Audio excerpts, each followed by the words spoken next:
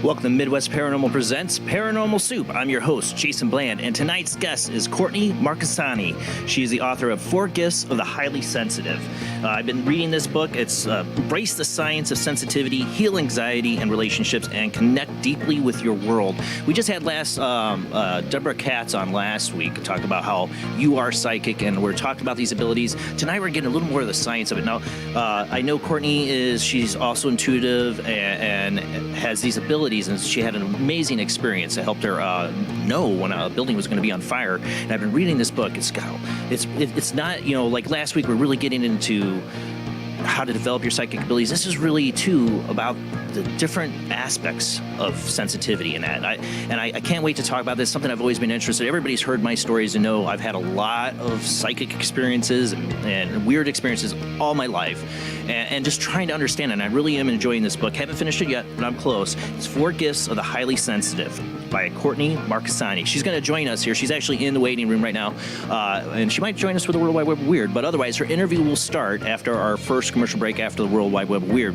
Speaking of that, we do have a lot of weird this week, as always. Not as much as the last few weeks. I did have to search a little, but we do have weirdness. Is always weird, especially in 2021. There's always plenty of weird to go around. And of course, we will take your phone calls later in the show, usually after the second commercial break. So we got a lot to get to, so let's go ahead and get rolling right into it.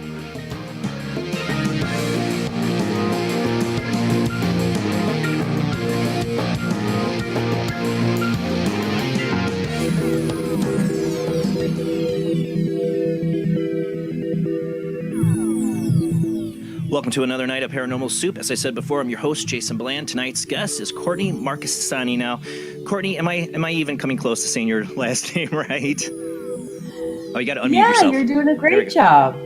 Wow, I am the butcher of names. Marchesani, right? Okay. No, you got the CH down. It's like Chianti, and you totally nailed it. I'm impressed. I butchered it last week when I was trying. I gave it more of a look.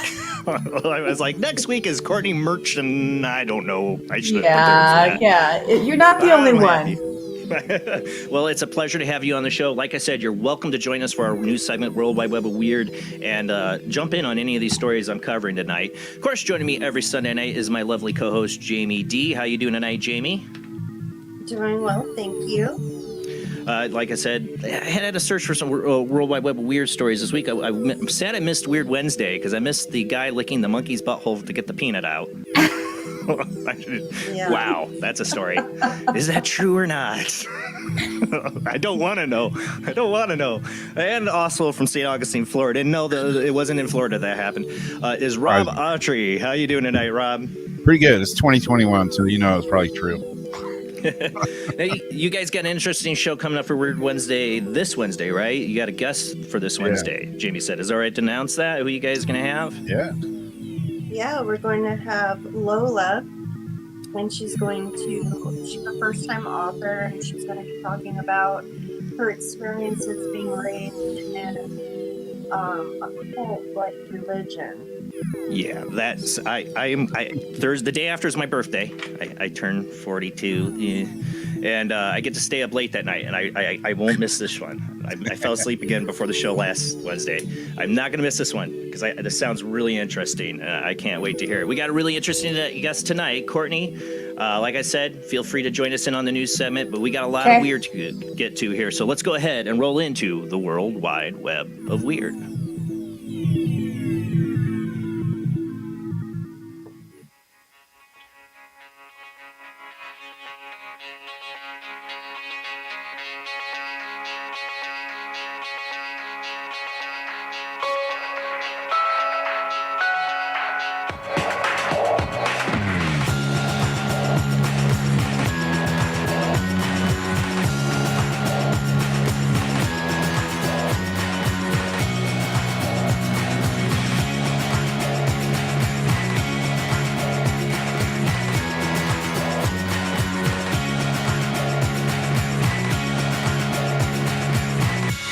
Tonight on the World Wide Web of Weird, of course, what did you think I was going to start off? We've been talking about this for months and months, is the UFO disclosure. And what have I been saying? I don't know if this is too soon to say, I told you so, but what have I been saying about this?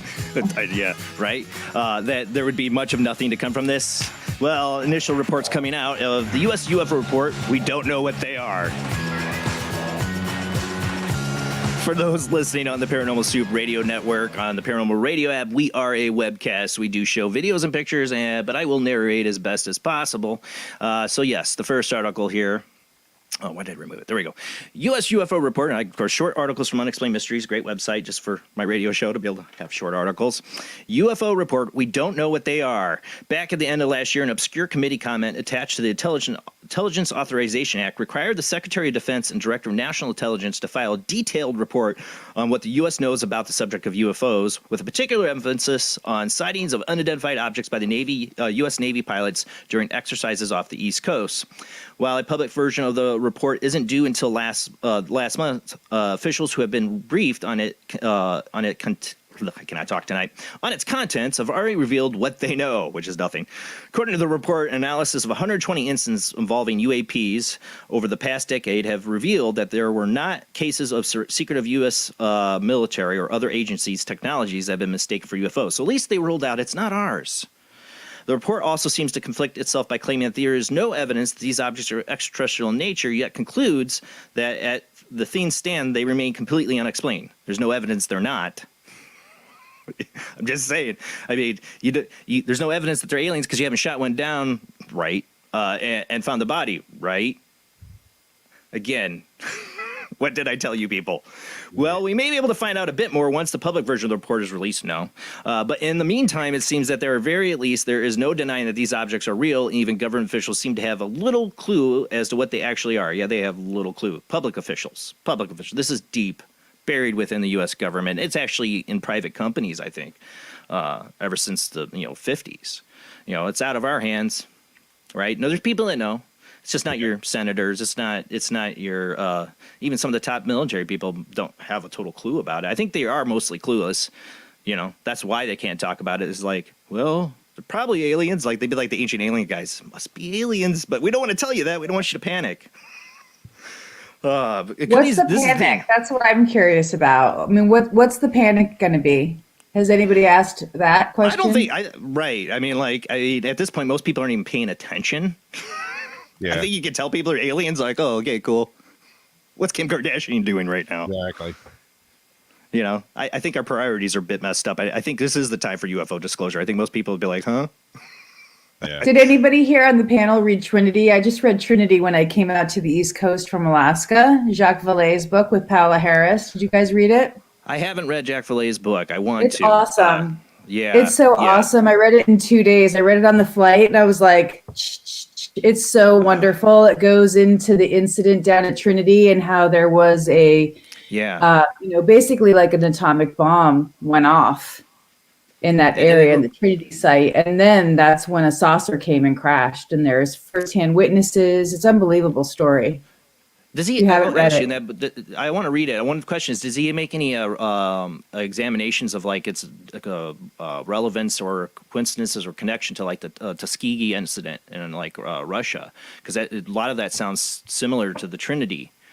He doesn't go into Russia. Jacques Vallée doesn't go into Russia, but he goes into the the timeline of the atomic bomb. Spoilers. And he talks about witnesses in the area and what happened, and they go into all the environmental stuff that happened from them basically testing the atomic bomb. He's been doing research on this for years. Tons of people have been doing research on this for years, enough to show that the government, there's some form of the government that knows about this. Well, there's first-hand witnesses, and then they go into the multiple generations of the witnesses who have actual materials. And so I've always heard about materials. I've been on a couple of other podcasts with folks who are in the UFO community, and there was like the metamaterials that were kind of out in the scene, and everybody was really excited about that, like breaking news. He goes into that, and Paola Harris goes into that in the book. It's very good. Yeah, we got to move on to the next segment, but I've always talked about the metamaterials. Remember Art Bell? He had Art's Parts, where somebody sent him, and he gave those to the Bigelow through Linda Moulton Howe, and then somehow Linda Moulton Howe is talking about having these metamaterials with To the Stars Academy. Like, where'd you get those, Linda? Where'd you get those? Yeah, Art Bell. No credit to Art Bell. You should get credit. All right, next part. All right, so you want to make some money, get into the art scene. An invisible sculpture consisting of absolutely nothing whatsoever has been sold for a ridiculous price at auction for $18,000. Modern art can sometimes be a contentious subject, with everything from piles of rubbish to mundane objects selling for whopping great sums, simply because such pieces have been defined as art. Sardinia-born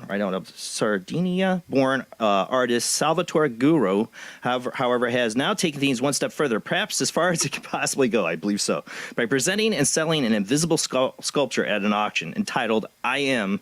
The piece, which fills an area of total empty space measuring 150 by 150 centimeters, is literally nothing at all, with only physical component being the owner's certificate of authenticity. And the price for the piece, absolutely nothing whatsoever, $18,000 or $18,300. In a world where the banana taped to a wall can sell for $120,000, it's not entirely surprising. That's fine art. It literally can sell nothing.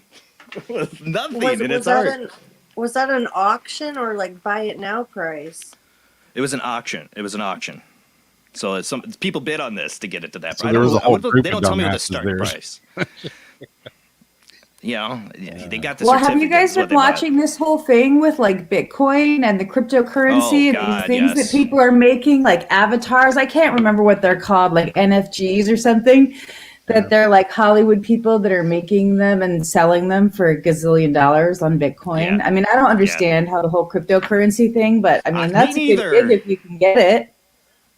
Rob's trying to. You got to teach me, Rob. I want a Bitcoin millionaire and then be a I'm doing my Bitcoin. own.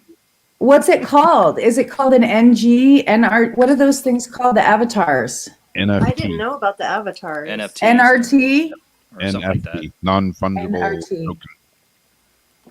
Cool. Yeah. I feel 5 or 10 years from now, I'm gonna feel like I'm the grumpy old man that doesn't recognize the world at all and understand any of this. Yeah. I think I'm already there. What's that acronym for now? What's that acronym for? Right, exactly. All right, we got to move on. We're gonna run out of time. All right, the next one's a video here. This is highly suspect, of course, but I saw it like a couple weeks ago, but now it's making the rounds across all the other paranormal websites, including Unexplained Mysteries. Weird Jacquard alien video emerges online. I don't know how to say that right, probably.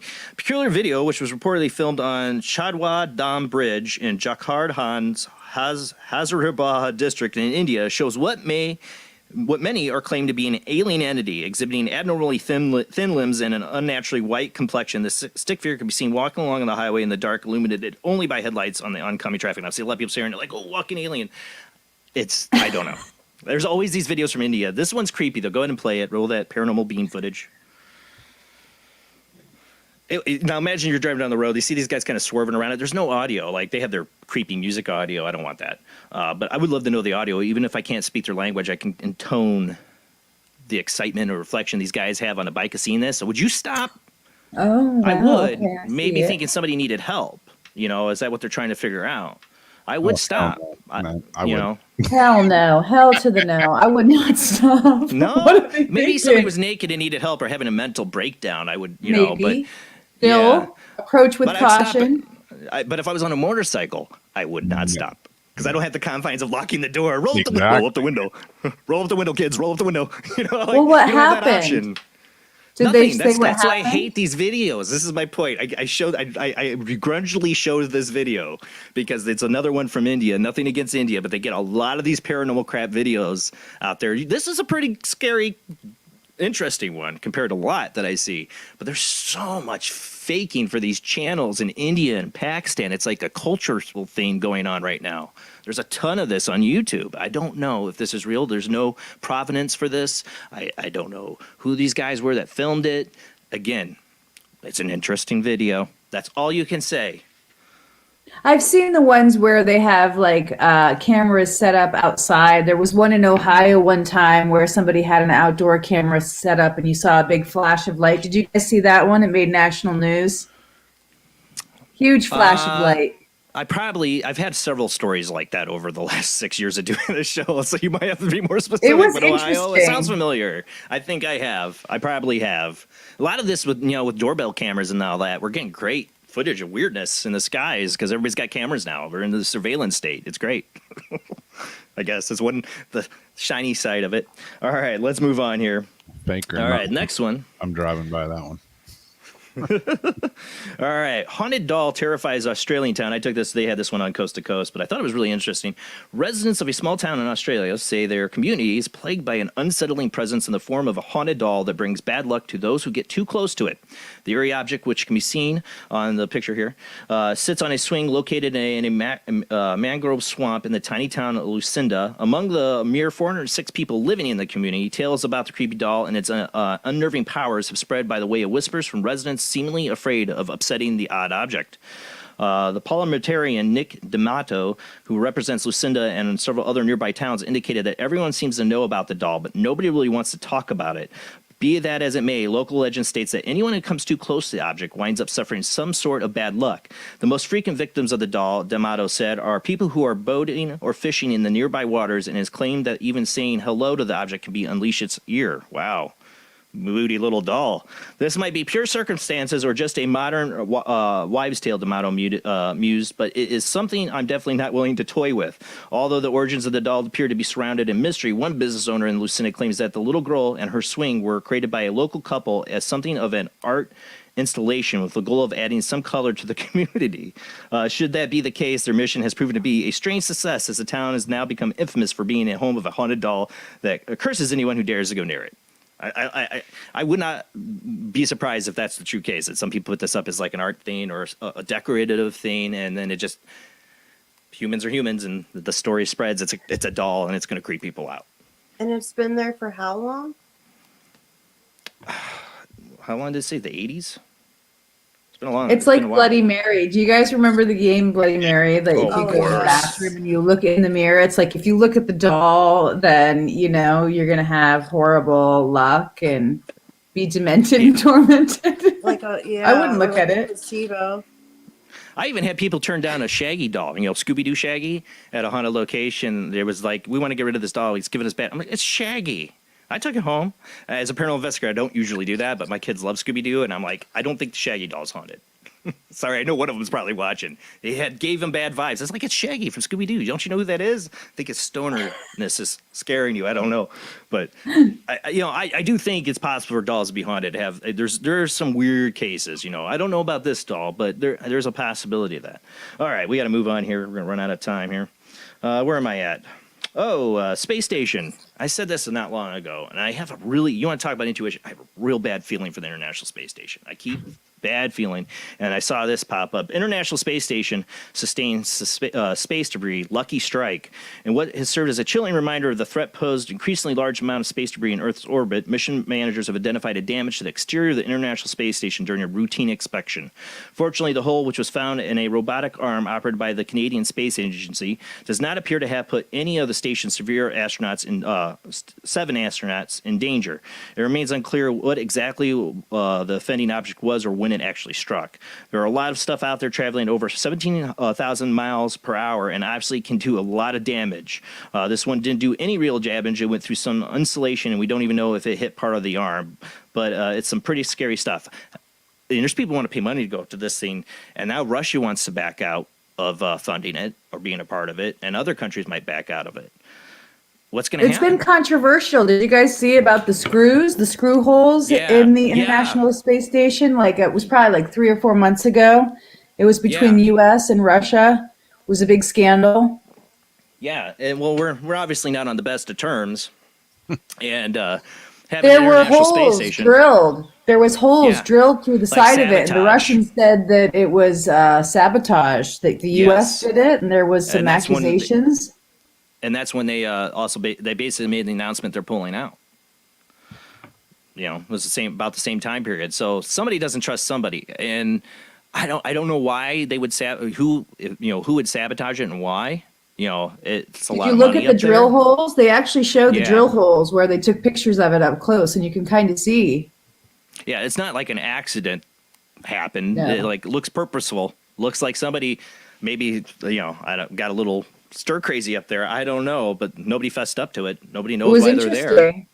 Yeah, it was interesting. Well, but then again, like I keep having this really this bad feeling whenever I see anything pop about the International Space Station. Even when I see like a UFO thing about it, I still have this bad feeling that one day we're going to wake up and find out this thing's crashed and burnt to Earth, or it's on its way to, with people on board. It's my fear. Eaten by space worms. Yeah. All right. We got to move on here. All right. I saw this story pop up today, and I think it came out on the 2nd, and they still don't know. I thought this is interesting. Asheville police released photo of unidentified man in critical condition at hospital. Asheville, North Carolina authorities are continuing to try to identify a man they say is in critical condition at a mission hospital. On June 2nd, Asheville Police Department released the photograph of the man they are working to identify.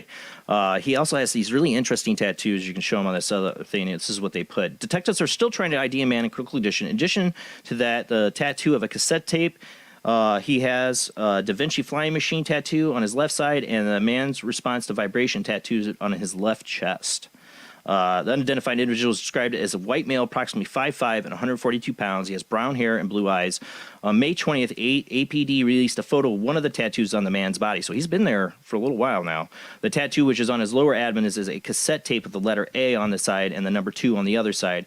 A few days later, police said the man also had a Da Vinci flying machine tattoo on his left side, and the man's response to vibrations tattooed on his left chest area. No other details have been released about what happened to the man or any information about when it happened. So some reason they have this guy. They don't know who he is. He's in a hospital, obviously injured. We don't know how, because that's probably all private or some legal thing going on, or it's a police investigation. But, go ahead and show his picture again one more time. I know I don't have a big audience, but you never know. You never know who might happen to be in my audience tonight would be like, I know him. Or is he a time traveler? God. And the cassette tape had side A and a side B. I mean, what was that part? I just want to go back. A cassette tape with the letter A on one side and the number 2 on the other. Huh. I didn't take a picture of that and put that in here, but I'm looking at it now. It's literally A on the left side and a 2 on the right side, which I don't know if that means anything. It's been a while. Well, we used to have a cassette side tapes. A and a side B on cassettes, for those who remember cassette tapes. Yeah, I do remember that, but it's like A and then the 2's on the right. I don't know. The Da Vinci stuff's pretty interesting too. I don't know. Time traveler. Yeah. What do you mean? There are some cases of people have turned up and got hit by a car out of nowhere, and can't identify them. They find ID that they shouldn't be here. I'm just my hopes for a time traveler. And he probably just got hurt and didn't I have hope his he's license in his okay. pocket. Yeah, he's been in there since at least the 20th when they released this stuff, and he does not look okay. Obviously, he's not conscious. We don't know what happened to him. He looks really swollen in that picture. I hope he's some family or friends Yeah, see this. it's that they're getting a picture out there, but the tattoo seems so specific. You thought I think they thought that we could release the tattoos, somebody's going to know that, and nobody did. Now nobody came forward, so now they're releasing a full picture of him just to try to get some information. It's really weird. Nobody's come, of course, in the day and age when we have all this information and surveillance that we can't figure out who this guy is. He could be like just a regular traveler, like travels around, does his own thing. Homeless, or you think if he's a veteran or something like that, they'd have that information, or been arrested before. It's weird they have that, at least since May 20th. Fingerprints. Because he's of course from they would. 2062. 2062. Yeah, from the future. All right, we got to get to this last one here. All right. You've all heard me rail against the Chinese government. And again, it is the Chinese government, not the Chinese people. I feel bad for the Chinese people. They live in a totalitarian government that is very oppressive. They're telling them now that they can have 3 children. But now that, it's coming out at the Wuhan lab, and that we're finding more and more possibly that it was from there. Yeah, it was from there. I've been saying that for since it started. Top Chinese mouthpiece suggests country prepares for nuclear war with the U.S. as Wuhan lab leak theory gains momentum. Now, I've seen this passed around. Now, this isn't like a general or somebody in the government. This is their media guy basically coming out and talking loud in a big mouth. And you can find this at Blaze Media. I'm not a big fan of their website, but there's not many places covering this. But he did go off and basically threaten nuclear war. This would be like...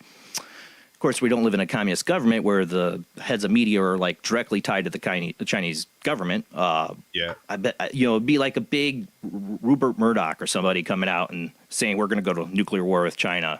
But it's interesting that they're getting this mouthy now. Where did he say the world's it? Attention. Where exactly did he say it, and what source? He did it in an interview. Hold on, I'll get it right here. come on, they got white wall tires on their army vehicles.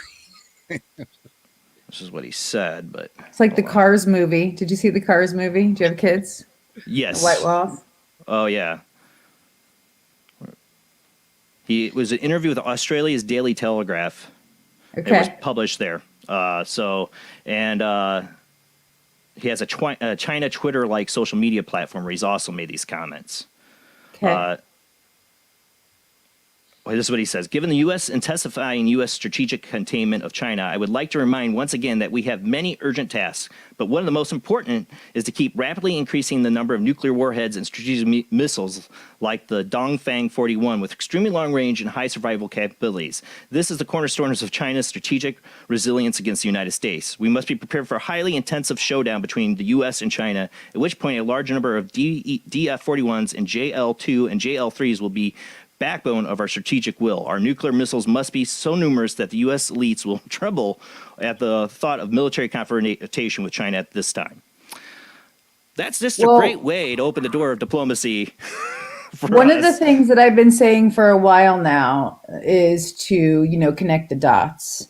And so one of the things that alarmed me when I saw it, this was probably about 5 years ago, was when China went and did military exercises with Russia. Do you remember that? Yes. And everybody has always said, typically, China and Russia, they're not friends. We don't have to worry about them, allying against us, because that would be a real problem for the U.S. But when I saw them doing the military exercises, that was different. That never happened before. So, I talked about it on this segment on the World Wide Web of Weird. We talked about it. Yeah. So one of the things that I think that psychics can be really good for is tuning into that kind of thing, predictive. Like warning signal. Yeah.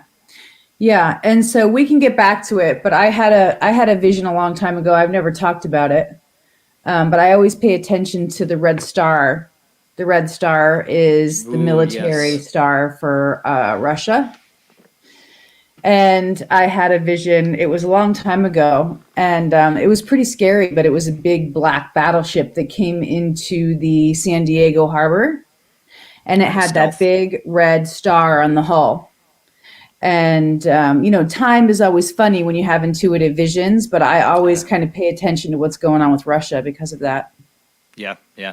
Well, I think the combination of Russia and China would be real bad. And if they're behind the UFOs, we're really screwed. We're already running late for commercial break. So leave you guys with those pleasant thoughts as we head into commercial break. We're going to come back with our guest, Courtney Marchesani, to talk about her book, 4 Gifts of the Highly Sensitive. And like I said, this is a really interesting book, especially after last couple of guests we've had. We've really been getting into the psychic development and learning how to... I really want to learn for myself. I've had so many experiences, Courtney. I would like to be able to control it, be able to really tap into it. So I'd like to get your insight into that as well tonight. But that, we'll be back after a short commercial break.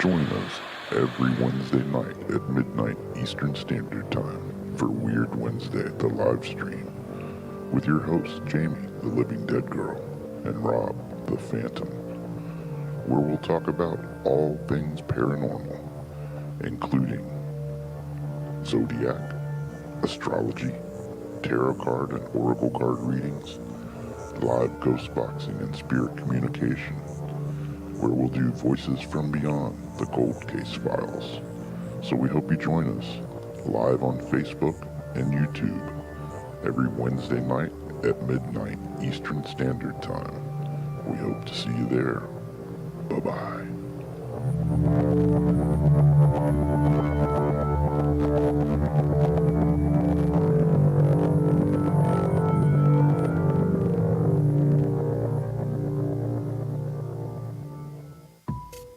Since 1948, Fate magazine has brought you reports of the strange and unknown, all of them true.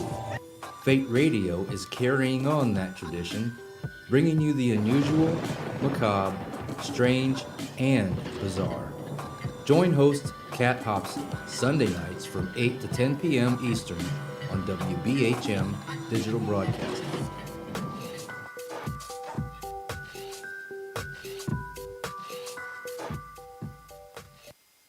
Of the second kind, physical evidence of a UFO. Close encounters of the third kind, contact.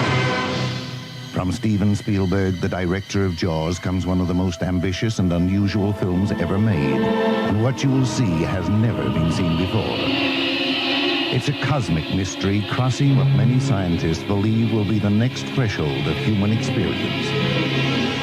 Called Close Encounters of the Third Kind. It begins in an Indiana town and leads to one inescapable conclusion. We are not alone.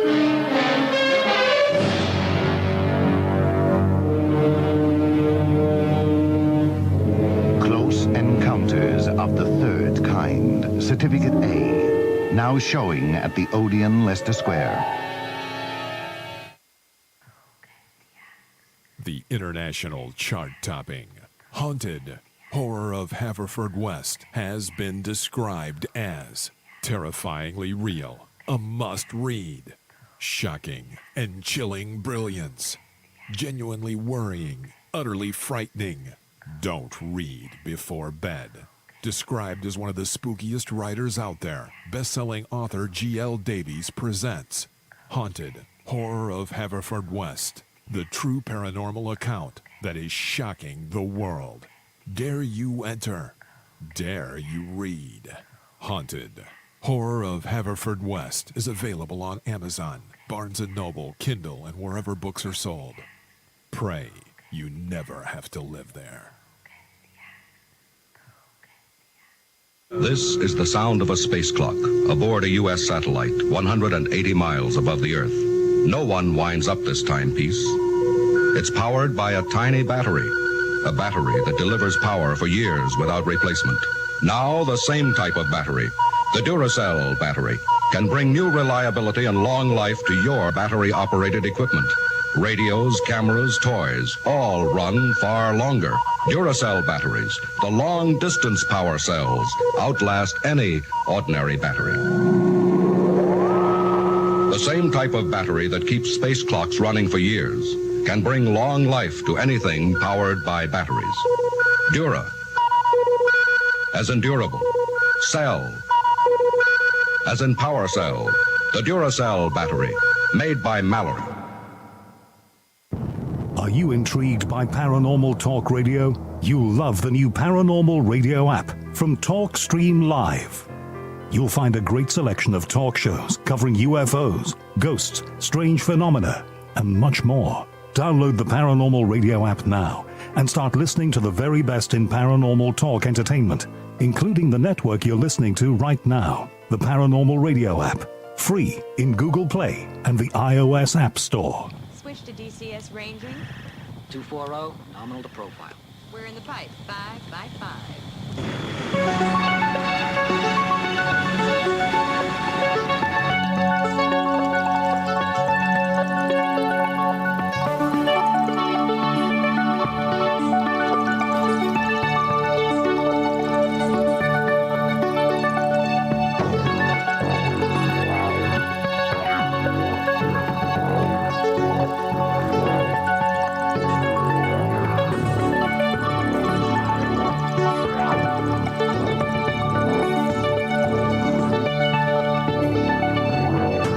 Tonight on Paranormal Soup, our guest is Courtney Marchesani. She is the author of 4 Gifts of the Highly Sensitive and the developer of the Highly Sensitive Gift Test. Named as 2017 Hay House Writers Workshop Award winner, her insights into sensitivity help readers identify their gifts of intuition, empathy, vision, and expression to maximize their potential, while also learning how former trauma may have shaped them. Courtney's health and wellness coaching style focuses on holistic medicine and finding balance while living with sensitivity. Since sensitivity is closely interconnected with the nervous system and the brain functioning, it's not something to get rid of. Her empathetic style emphasizes non-judgment and acceptance, learning how sensitivity's silent effects can impact mental, emotional, spiritual health, and wellness. Courtney has been featured on OM Times, Huffington Post, GPS of the Soul, Wellness of the Universe, and Elephant Journal, and now on Paranormal Soup. We've been really covering a lot about psychic abilities and development because it is a huge interest of mine. Everybody's heard all my stories, and there's many you haven't heard, of experiences I've had throughout my whole life. I would at times want to tell people, no, I'm not a psychic, but I always have all these experiences. So yes, I am. I'm just not trained. I just don't know how to use it. All the things that happen to me are out of random. It's not me trying. But I've always been interested in how can you develop that? What are the factors and features that we tap into that make this possible, to see the future, to know how somebody's feeling, especially with seeing the future. I've had it where it saved my life. That's a trait of survival that's probably built into us. I talked about this last week since our caveman times, that certain caveman tribes survived because they had a caveman in that group that was sensitive. They said, let's move this location because tomorrow it'll be flooded. And then those genes get spread on. Here we are. We're still only so many of us that have this ability. I think everybody does, but some people are just tuned into it more than others. And we're going to talk about all that tonight. We will take your phone calls, like I said, after the next commercial break. But we got a lot to get to, so let's go ahead and get to our guest.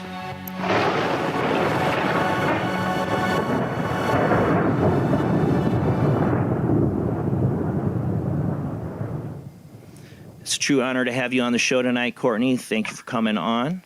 Like I said, I've been reading your book, 4 Gifts of the Highly Sensitive. I'm totally fascinated. I like a lot of the stories you're covering in there. Like, I think where I'm at, I just left off reading was the, and we don't have to get into it now, but I love some of these stories I'm familiar with, like the woman who had the near-death experience and saw the shoe on the ledge. I always found that's Maria. Maria, yeah. Yeah, that's such a fascinating case. And it's so sad. Like, you comment in the book that, she disappeared. We didn't get to talk to her more, to know more about that story, but I believe it happened. There's other stories like that. We've talked about near death a lot too, so that's what made me think about that a lot lately on the show. It's been near death and psychic abilities a lot lately, so it seems to be a theme the last couple months. And they're connected. They can be connected. I definitely think so. I mean, think about all the people who've had near-death experiences that seem to be more sensitive afterwards. You talk about trauma. They're called after effects. Yeah. They're called after effects. It happens with UFO sightings too. They're called after effects. We can talk about after effects. Oh yeah, definitely. And I've had all these things. The reason this show is called Paranormal Soup, Courtney, is because I am a soup of experiences. The only one I'm not experienced in is probably cryptid. I haven't had Bigfoot or Dogman experiences, but man, all the other ones I've had at least a little bit of all. In a weird life. Okay, that gives me some background. Now I want to know about you. I want to know what brought you, out of the medical field, working in what you did, and I believe you worked in trauma centers. Yeah, I did. I worked at a big trauma center in the Pacific Northwest, and I was a counselor, and I worked in housing and homelessness, and I had a really powerful experience where I prevented a fire in a Seattle brownstone, and after that happened, it was a transformative experience where I just couldn't, I couldn't let go. I had to figure out what it was because of the predictive aspect of it just was fascinating to me. So I wanted to try to figure out what went on, why. I want to get into that experience, so really get into what happened with you seeing that fire. But did you have other experiences as a child, or was that your first experience? Well, I had experiences where I had dreams. One time I had a dream about a guy who was a drug dealer, and I saw him go in front of a judge with his hands behind his back like this. Yeah. And he was being sentenced. And so I told my husband at the time, I think you really need to stay away from this guy. He's going down, is what I said. And he was like, oh, no, you're being paranoid. Well, a month later, we're home. This was in Missoula, Montana. We're sitting on our couch, hanging out. We watched the local news, and here's the guy, just like it was in my dream, exactly. Oh, yeah. It was exactly the way I saw it in my dream. And so that happened when I was in my early 20s. So that was probably the first eye-opening experience. Now, what happened with the fire in Seattle? How did that come to you? The fire was 2 years later. The dream about the guy going to jail was in 1999, and the prevention of the fire was in 2001 because we moved out west further into Seattle. And I was divorced, so a lot had happened between here and there. And my girlfriend asked me to move her bed because I had a pickup truck, right? If you have a pickup truck in the city, everybody asks you to move their stuff for them. What are you doing this weekend? Yeah, exactly. That's exactly how it went down. I was hanging out Friday night after work. She calls last minute. Hey, can we hook it up? So I said, sure. So the next night I go over to her house. I pick up her and her two young boys, and we're going to drive over to our other friend's house because they were going to move in together and consolidate and save money so they could move to New York from Seattle. So that was the setting. That was the context. Right. So I picked up her and her boys. We go to drive across town, and immediately I started to feel and hear, I heard in my thoughts, don't move the bed. Clear as a bell. Yeah. And I felt a gut pang, uneasiness, a nausea almost. And I wanted to turn around, and I said that to my friend. I said, I don't want to move the bed. I was just talking out loud. She's like, oh, no, it'll be fine. Let's go. So I just kept pushing it down all the way across town. And we had to drive all the way over to Queen Anne from Capitol Hill. And it's a haul on a weekend night. Yeah. And I got all my tools. I took the bed all apart. I was getting ready to load it up. And I just had this blaring, go back now, go back now. So I just dropped everything mid-move. And I said, we need to go right now. So my friend's name was Rebecca. I got her and her boys. We got back in my truck. I drove like a bat out of hell all the way across town. And I went and into her apartment with her. And the whole second floor was filled with smoke. It was a light cherry smelling smoke. And so I looked at her and I said, were you making cookies and you left the oven on? And she's like, no. And she's like, panic, looking through her purse, can't find her keys. Yeah. Finally, she finds the keys, gets them in the door, and we all kind of fall through the door. And here was a 3-wick candle burning on the windowsill. Oh my God. She left it? She left it. Oh my She God. left it. She forgot she left it. She was probably in a hurry. But it wasn't just the candle that had burned, and the candle wax was all on the floor and made like a little river. I went in the kitchen and I just was trying to clear my senses because I didn't know what the hell was going on. I was like, this is unbelievable. I mean, I didn't even know what happened.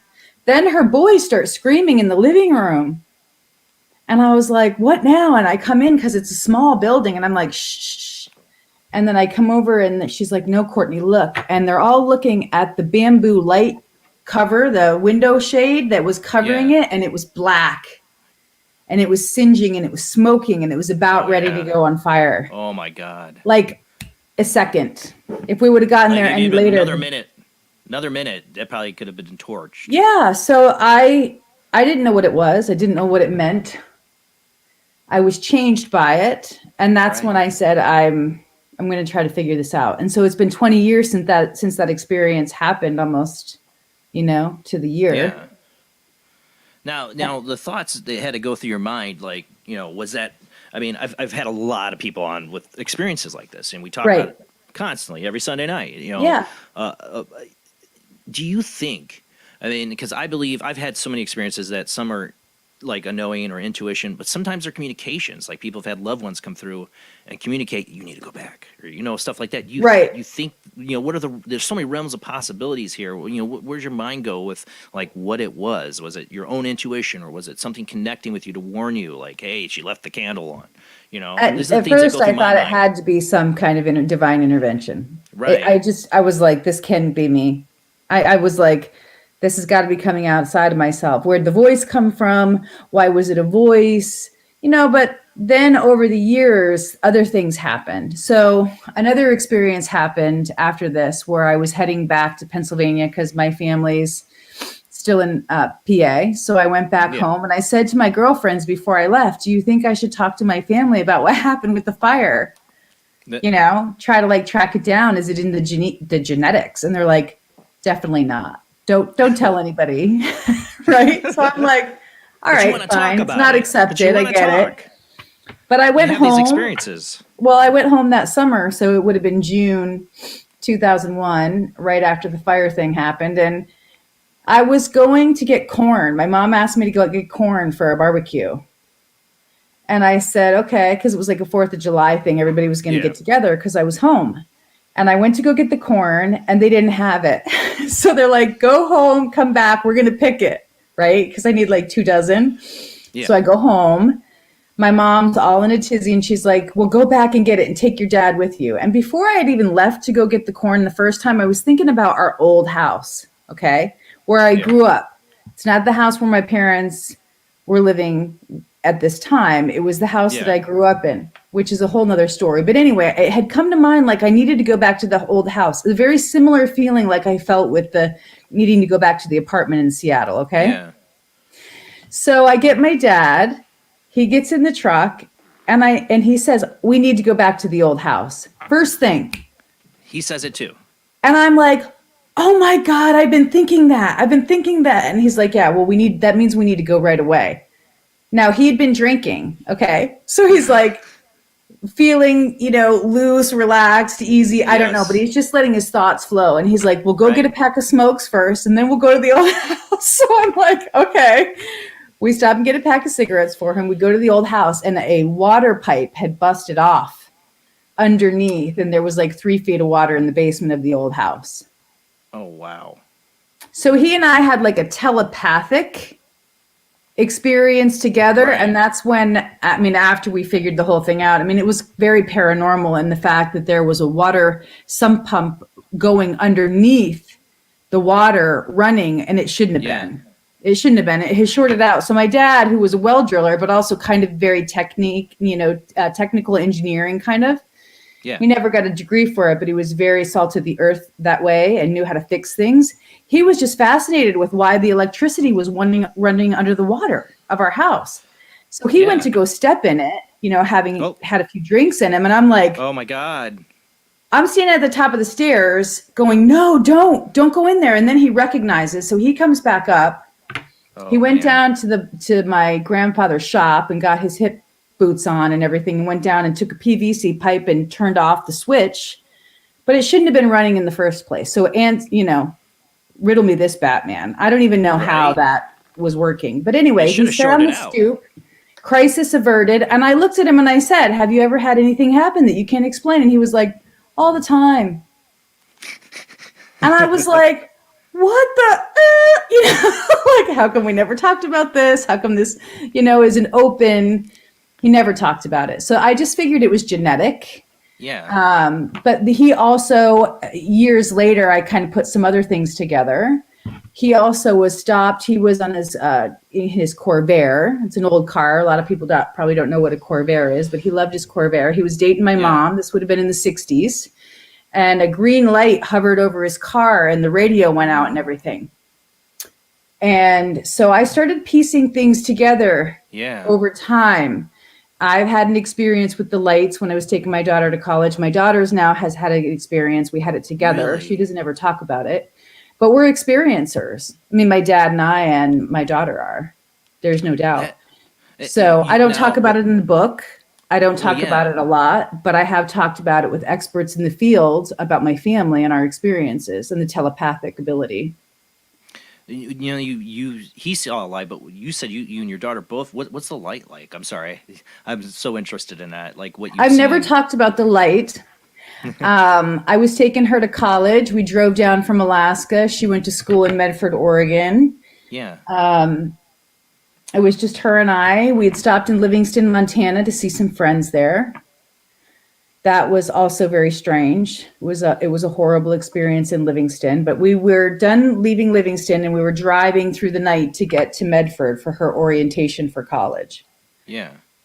And it's a profound experience. I don't know how else to explain it. We're out in the middle of nowhere. We're on highway, I think it was 395 South, going down by Ashland. You're not in Ashland yet. You have to kind of go over a pass. And all of a sudden, these three lights stop over our truck like they're hailing us. Boom, boom, boom, boom, boom, boom. And so I figured it was like military exercises or something, or somebody, there's a helicopter landing because it came right over the truck. And my daughter says, it looks like fireworks are in the sky. I'm like, really? So I'm looking down under the visor trying to see these lights in the sky. Yeah. But what I saw was it come over the truck and like flash us like a warning. So I just kept driving and it just gets weirder. All of a sudden I see along the side of the road as I'm driving south, this like plume comes up in the air. It looks like it's like a train in the middle of the night. That's what my mind and my brain tries to like say it is. But what we figured it was a huge dust cloud. Something had come down from the sky and crashed, and we came upon it. And so as we kept driving closer and closer, these things are just pacing us over the truck the whole way. They look like stars, and they come down by the side of the truck. They're lit up. I mean, it was nuts. So we get to the end of this road and there's a huge dust cloud, like something, exploded or fell down from the sky. And then there's a car in the other lane with its lights on and both doors open, nobody there. What? So I go to get out. I put the truck in park. I pull alongside the road because I'm doing the Good Samaritan thing, right? To get out. Yeah. Because I figure it's an accident. And so I'm like, doing the first responder thing. And I get myself out halfway out the door, and then my daughter puts her hand on my arm and she says, don't go. This is a fringe incident. Do not go. So she had this sense like something was going on and that I shouldn't intervene. So I was like, God, you're right. So I put my door back. I felt bad about leaving, but I turned around and I started to watch the mile markers on the road. And then we got back to this town. I followed and retraced my steps and went to this town called Christmas Village. And I called the cops and let them know what was going on, but nobody ever called me. Nobody ever got in touch. They were like, that's far out by Lakeview. I was like, yeah, there's nothing out there, but I think there's a crash. Please respond. And after that happened, I mean, I had such bad after effects is the only way that I can describe it. Jacques Vallée talks about in his paper about commensurability. He and Eric Davis, the astrophysicist, wrote a paper on after effects. And so I just started diving deeper and deeper into my family history, the lights that my dad saw. I always thought it was just kind of a funny story that he told, but it was actually, come to find out, real. And then I had it happen. My daughter was with me. So it's multiple generations, right? Of people who experience lights in the sky and unusual anomaly happening on the scene. Now, I have to ask this. We'll get an echo. Might be your speaker volume. Okay. Might need to turn it down. Okay. That worked. Maybe. Better. Yeah. It's not as bad. Oh, no. Okay. No, but it is. Dang. Why are we suddenly getting echo? All right. Hopefully it goes away. All right, went away. Okay. I have to ask this because I've had so many people on when it comes to the abduction experience. I mean, Terry Lovelace is one of my friends who's, has written a great book, Incident at Devil's Den. Major evidence, in my opinion, he has of being abducted. I've heard of him. Mm-hmm. Now, with you, I mean, was there missing time, or have you experienced that? There was no missing time. We categorized all the time. We watched everything together. She didn't have any missing time. I didn't have any missing time. But there was an instinct I talked of with my danger dad there. about it. My dad hadn't passed away yet. He passed away afterwards. He believed me, first of all, right there was nice because my dad believed me. Whereas, other people don't. They just don't believe you. Yeah. They don't believe in after effects. They don't believe in psychic ability. They don't believe there's a family connection. But when you have the experience, have you read any of Kevin Day's stuff? The guy who was the Top Gun trained officer on the Nimitz when they saw the things in the sky out by San Diego when they were doing military runs? No, I haven't. Terry Lovelace has actually built a friendship with him. We've talked about his experiences, what Terry, when he talked to him, but I've not read it yet, no. Well, when you're an experiencer and you've had it happen to you, what ends up happening, anyway, my subjective experience was exactly what Kevin Day talks about, where you have visions. There's huge after effects where you're altered, time alters, your dreams become very exaggerated. I had already had, like I told you, lucid dreams before that came true in real life. Yep. And I tracked them, I documented them. But after the sighting, it was unbelievable. It was unbelievable. It was at a magnitude that and I kept talking about it to people like, something's going on, And Kevin Day said he was afraid because he saw like end of times things and all these scenarios, and he felt responsible for it, but didn't have an outlet. So I kind of felt bad for Kevin Day after I read about his story and heard him to his testimony, because you're kind of alone with it. Yeah. And you don't really have anybody to talk to who really understands. So that's the part that I kind of advocate for, is for people to be able to speak quietly, at least to someone, to get things off their chest and not be so alone with it.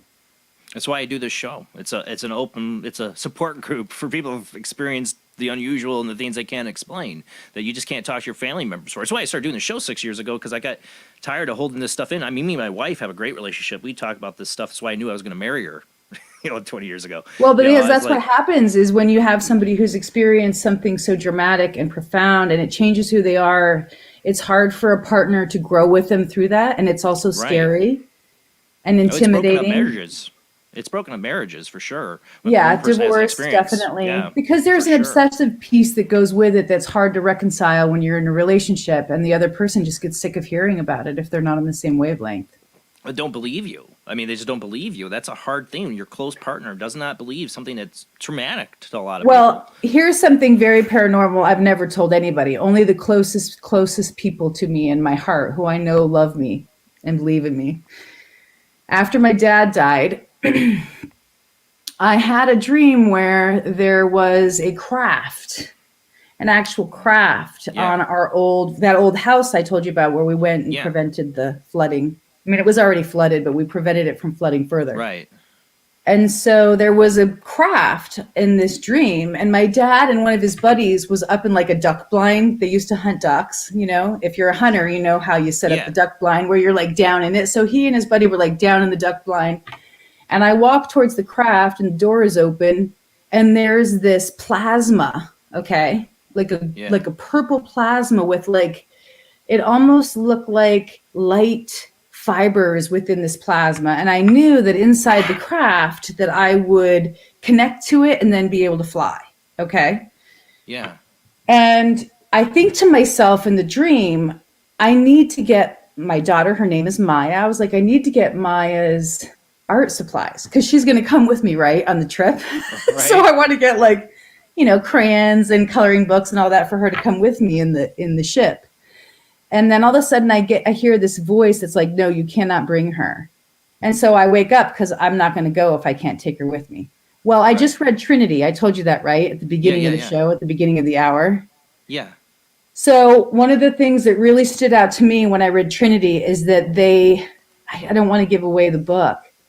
But anyway, I found confirmation about what was in this ship in Trinity that crashed that I saw in my dream. Tell me about. Yes. Something you would have no knowledge of. What's that?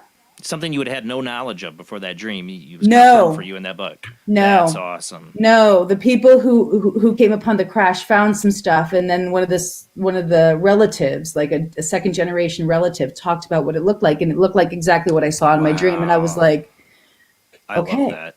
That makes I hate sense. to say I love that. I love those kind of confirmations for people when it comes to this experience. Well, I mean, what are the odds? What are the statistical odds that there would be a fibrous ooze, like, some type of technology that communicates, right? And then you can fly the craft. But this is why it's important for people to, even though it's difficult and people will judge you, it is important for people to get out here and compare notes. Well, I think that's true. And I talked with Dr. Gary Nolan. I mentioned him in the book, if you read the intuitive chapter about the experiencers that they studied, right? I was not in their study. Right. But I reached out to him for the book and I interviewed him because all the experiences that the intuitives had were pretty much, what we're talking about. They've seen the lights. They had after effects. They've experienced telepathic communication or PK experiences, which are psychokinetic, or they've heard voices, or they've seen discarnate beings, or they call them hallucinations in the study, to rule out mental illness. But the fact is, all the people that they studied had a physiological difference in their neuroanatomy where they had a thickened white matter in the caudate putamen. Wow. Now, they studied those individuals and found out, okay, they have this thickened white matter, which is connected to intuition because they could make decisions faster, but they also had all this anomalous experiences, right? Right. Then they brought their family in, their extended family, and then they also had it. So it confirms the genetic piece. Right. Dr. Nolan was not willing to go into the big picture and extrapolate why. Right. But, I talked with him about experiencers, and that was one of the things that I brought up. Like, it would be nice if we had a community, if we could start a community and people could share because we could put the links together. Exactly. And he was like, we really need a common language for people to communicate. Yeah, we do. It's the only way we put this puzzle. I've said it on the show. They talk about the disclosure movement. I'm like, the disclosure move, it's us. It's not the government or the news media covering this. It's us coming out and saying, I had an experience, and not being afraid to. That society gets over their difficulties of handling this subject, and we're able to talk about it. And thank you so much for sharing these experiences. It's the first time I've ever shared it. I thought about it a long time before I did, and I thought, well, his show is designed for this, so it is. Maybe it helps somebody else to know they're not alone. No, exactly. That's why I'm thanking you so much for sharing that, because I know it's hard for people to talk. It's hard for me. As a person who does this show, I am still having difficulty talking about it, and I got people who want me to write a book on the paranormal and all my experiences. You probably should. It would help people. I know, and I need to. For me, it's like I don't want to talk about it until I have better understanding of it myself. I had experience on a camping trip I wrote off for years, never thought about until I read my friend Terry Lovelace's book. His was a camping trip, and it made me think about it. I'm like, oh yeah, that did happen. Why didn't I not think about that for years? I always talk about my shadow person experience. I had a horrible 17 to 18 years old shadow person experience that tormented me. It drove me to the brink of edge of either hurting myself or hurting somebody else. It's an incredible experience. I'm not going to get into all that. But that paranormal experience that I still can't explain this day, and I don't say it's demons or whatever, is tied to, and I never thought about it until the last few years, which is weird, to that incident where I seen being maybe abducted in a Red River Gorge, Kentucky, when I was on a camping trip. And it changed me. Yeah, well, it does. It's hard to talk about.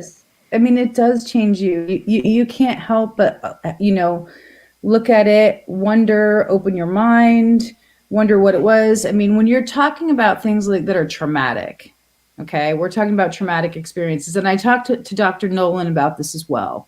Because my feeling is that people who undergo traumatic experiences when they're little, whether it's UFO related or not, whether it's just, going through life and dealing with hard knocks. Yeah. I was kind of on that breadcrumb trail, and I thought that there was a connection.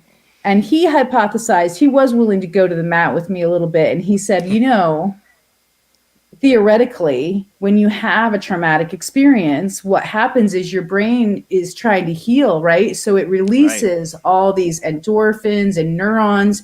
So he was basically saying neuronally, individuals might have that thickened white matter because if you go through a traumatic experience, your brain is trying to heal. It's called neurogenesis. So it kind of resets itself. And in that area of the brain, physiologically, that could be one of the reasons why people who have been traumatized or undergone these kinds of experiences may have higher intuition. Now, then there's a whole other side of it that's more new agey. And it's a whole other hypothesis about telepathy and that this brain portion is being developed in advance so that we can actually have telepathic thought in the future. Like evolution of the it's an mankind. evolution. It's evolutionary. Yeah. I've always been curious about. But what I always think too, though, that this has been built in our DNA because I mentioned, I don't know if you heard me during the intro, because man, before language, man had to survive and communicate with each other. I have always had a theory that we've had built-in telepathy from the beginning of mankind. Yeah, maybe it's ancient. Maybe it's pre-verbal. Maybe it's, pre-linguistic language that uses symbols and emotions. And absolutely, it could definitely be an ancient survival system. Trauma could re-trigger it in our genetics to manifest this. Something I've always wondered. I mean, I've had credible experiences since my earliest memories. I mean, like seeing a green floating head with my cousin flying through a room that scared us, talking to my unborn sister. I mean, stuff like my childhood, when I got into my 16 years old after that UFO experience. And then the shadow person experience has been nothing but weird. I mean, I all the way up weird. I'm surprised that you didn't shut down because a lot of people shut down when they get scared, when it's a fearful thing. But it didn't sound like you went through that. I didn't with the UFO thing in Kentucky. Like the memory of it was, I wrote it off as a dream, and it didn't feel threatening or I didn't feel scared. But it led to the shadow person experience, which was very scary, was very traumatic, and it was some kind of entity that tormented me. Physically even, like levitated me up off my bed and threw me down at the end of all things. And it convinced me when people say they're being demonically possessed or they're being abducted by aliens, that there are things out there that are unexplained that can hurt you, can touch you, can do things. Did you have sleep paralysis when you were a child? Did you wake up in the bed and you couldn't really move but your eyes were open? I had that experience a little bit as a child. I think I don't want to remember them. They traumatized me. But as 17 to 18, when I really 18, when I experienced this with a shadow person, that was always started with sleep paralysis. And at first, I just wrote it off as just sleep paralysis, but it would be a lot more than that. And I would sleep paralysis is terrifying. I mean, there's no other way to put it, especially as a child, because you don't know what's going on. Yeah, well, as a young adult, I was terrified. And this thing would come and rip me out of my body. Like my body be left behind. It would take me on a journey and show me things that were really personal that I still can't talk about. But for example, it showed me my girlfriend cheating on me. And when I went to her with the scene I was shown, she goes, "That exactly is what happened." It showed me just to mock me. This is the kind of thing I dealt with. And I to this day, do not understand what I experienced. I'm still trying to. And that's why it's hard to write about. I want to write about having some knowledge of what I'm talking about. I don't know. I've been a paranormal investigator since 2008. I have no clue what I experienced 20 years later. Do you feel like the stuff that you were being shown was supposed to be helpful, or do you feel like that it was unbiased? What I was just seeing pictures. No, this was I know all your deepest insecurities and fears and your emotions, and I'm going to twist those till you crumble. This was a conscious entity that attacked me. I'm agnostic in thought, but I believe in an afterlife and spiritual things. So I don't like to quantify things as this was a demon or whatever. This was something. It was dark, evil entity of some kind. Could have been alien related because it's connected with the guy I went on this camping trip with, and I had that experience. He had the same shadow person experience going on at the same time as me. It's a long story. It's a long story. Did you read the Skinwalker Ranch where the stuff appeared around certain people? Yeah. So people who are experiencers, one of the theories is that they are highly sensitive, okay, and that's part of it. Eric Davis talks about it. The astrophysicist talks about these individuals, and he was identified, and Colum was identified. The other guy who was a researcher, one of the principal researchers on Skinwalker, and they had more experiences happen to them. And so Annie Jacobson's book also goes into it, where the guys, not at Skinwalker, but in another test facility, these, CIA guys and doctors would go home at night and they're supposed to report in to the CIA desk. So these are different incidences, different, government. This was private. Skinwalker was private, but the other stuff I'm talking about, that Annie Jacobson talks about with the CIA, was government funded. They're supposed to report in, right, when they leave the site, the test site. And so they would have things appear at the end of their bed. They would have these bizarre, entities showed up. And so they would report that stuff in. And it's been going on for a really long time, but only around certain individuals. Right. So that's the piece where you start to go, well, why these individuals have these experiences? Yes. Why was I targeted? There's the part of it that you're talking about that's out of your control. But then there's also the piece of it that you want to start developing. I heard you say that you wanted to start developing and start using it. I've experimented over the years. I've used to do tarot readings, and then I had a frightening experience of that.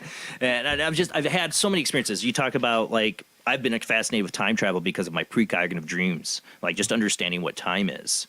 I've had dreams where I've seen exactly something happen, and then watch it happening. I think that's the hardest, to be honest, is to be a precognitive and to see something happen that's beyond your control and that you just have to live with it. And that's the other piece where you can't really communicate openly with individuals that I think can be very painful for intuitives or precognitives.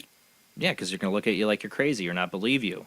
This is my question. You have precognitive dreams. You studying this. The question that always comes up in debate about precognition is life predestined? I had an experience that proved to me that, in my sense, that it wasn't, because I actually had a precognitive dream where I changed things. From what the dream rolled out. I had that shatter point in time where I chose a different path than what the dream showed me, and I changed. I changed possibly that timeline, or maybe I was viewing a parallel universe. I don't know, but it always comes up. If you see the future, does it mean it's totally predestined? Nothing you can do to change it. Okay, I believe it can be changed, because I also had a very profound experience where I had a vision, which was 3 days or 3 nights of visions. Okay. And so one of my teachers was an FBI profiler. She used to work in the BAU, and she used to test me because I was involved with some pretty scary people at one time. And so she was trying to train me to help me and keep me and my daughter safe. Gotcha. So I underwent her trainings where she would just give me targets and then want me to zero in on the target. So it would kind of be like remote reviewing, but it wasn't. It was like her FBI training, and then she parlayed it in her way, because she was totally against remote viewers. She thought they were totally unethical. Yeah. Boy, did she have negative things to say about them. But anyway, so. Because it's science to them. This is all analytical from interviews with prisoners and psychology. Yeah, I got you. Yeah. I read John Douglas's Mindhunter book. Yeah, she was somebody who worked, she was at the Presidio. She was high end. And so she would close criminal cases. She would find bodies, of kidnapped people and close stuff out because she had the ability to see. So anyway, years after she had trained me, I had a vision, and it was a powerful vision. And she had told me, when you get into the scene, try to notice where you are. She had taught me that when I was in that lucid dreaming state, to try to pick up signs in the Yeah. environment while I was lucid. So that was one of the things that she taught me that I knew that I kind of employed in my lucid dream states. And I saw a really bad guy, and he killed somebody. Mm-hmm. I was kind of tracking him in the dream state. Yeah. And then he abducted my daughter. Oh my God. I saw him abduct my daughter. It's hard for me to talk about it. Well, yeah. But I did see it, and I saw who he was. I saw his face, and I zeroed in on his face, and I tried to get every part of his face that I could. So anyway, the dream ends. I get up, I document everything, telling my husband about it, telling him about the locations that I saw in the dream and what I could track in the dream state. Yeah. I didn't have any control over my daughter's life at this time. She had gone. She had left us and made the decision to go and live with her dad at the time. So I had no inroads to her, no communication. Oh God. Right? Yeah. One of those type of deals. So anyway, I do think the future can be changed because I felt that vision was telling me that I had to change it. That was the message. Now, whether you want to look at it like there's multiple streams of timelines, or there's intention, or there's remote viewing, or it's a field of information and you've got multiple overlapping realities, okay? Open your mind. One thing I was able to do was get her out of that situation and save her life, and I saw the guy in real life. Oh, wow. Who would have taken her had I not intervened. Exactly. That's why. So I do believe that the future can be changed. I do believe you can intervene, and I do believe that sometimes when we're praying for an answer, and we're praying for something to happen, if you're setting your intention, you'll get the answer. The thing that was my answer was not some divine intervention. It was me. I had to take action and make that situation right. And so I did, and it was scary. But I had to be open with my daughter, and I basically had to say, we need to get you out of this situation, whether you believe me or not. And she did. Thank God. So yeah, we changed the future, but I do believe there's that flip side to everything where you have to be able to read the situation. That's why FBI profilers are so good, because they have to kind of look at the flip side of everything, not what you're being shown, what intuitively you have to tease out. That's where the gifts really come in handy.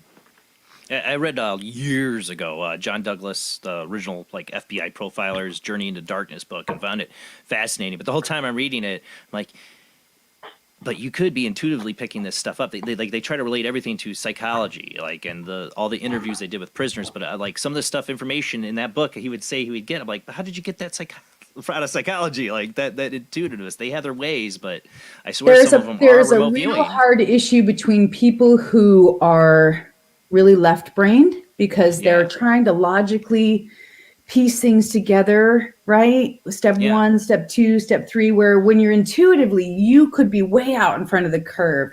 You could get a ton of information. People call it downloads, noetic, liminal, whatever, right? Whatever way you have as an intuitive information coming in, and you don't always know how to apply it. But if you pay attention and you start to listen enough and figure it out and watch situations, you figure it out for yourself how it works for you. It's different for everybody.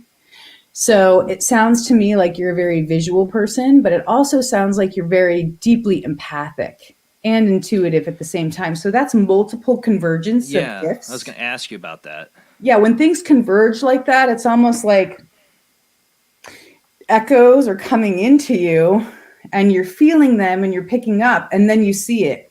Or sometimes you'll see it in the reality as a very clear picture, and then you get the proof positive later. So it all depends on how you're tuning into it and how you're deciphering and decoding the information. Because that's the problem I was telling you about.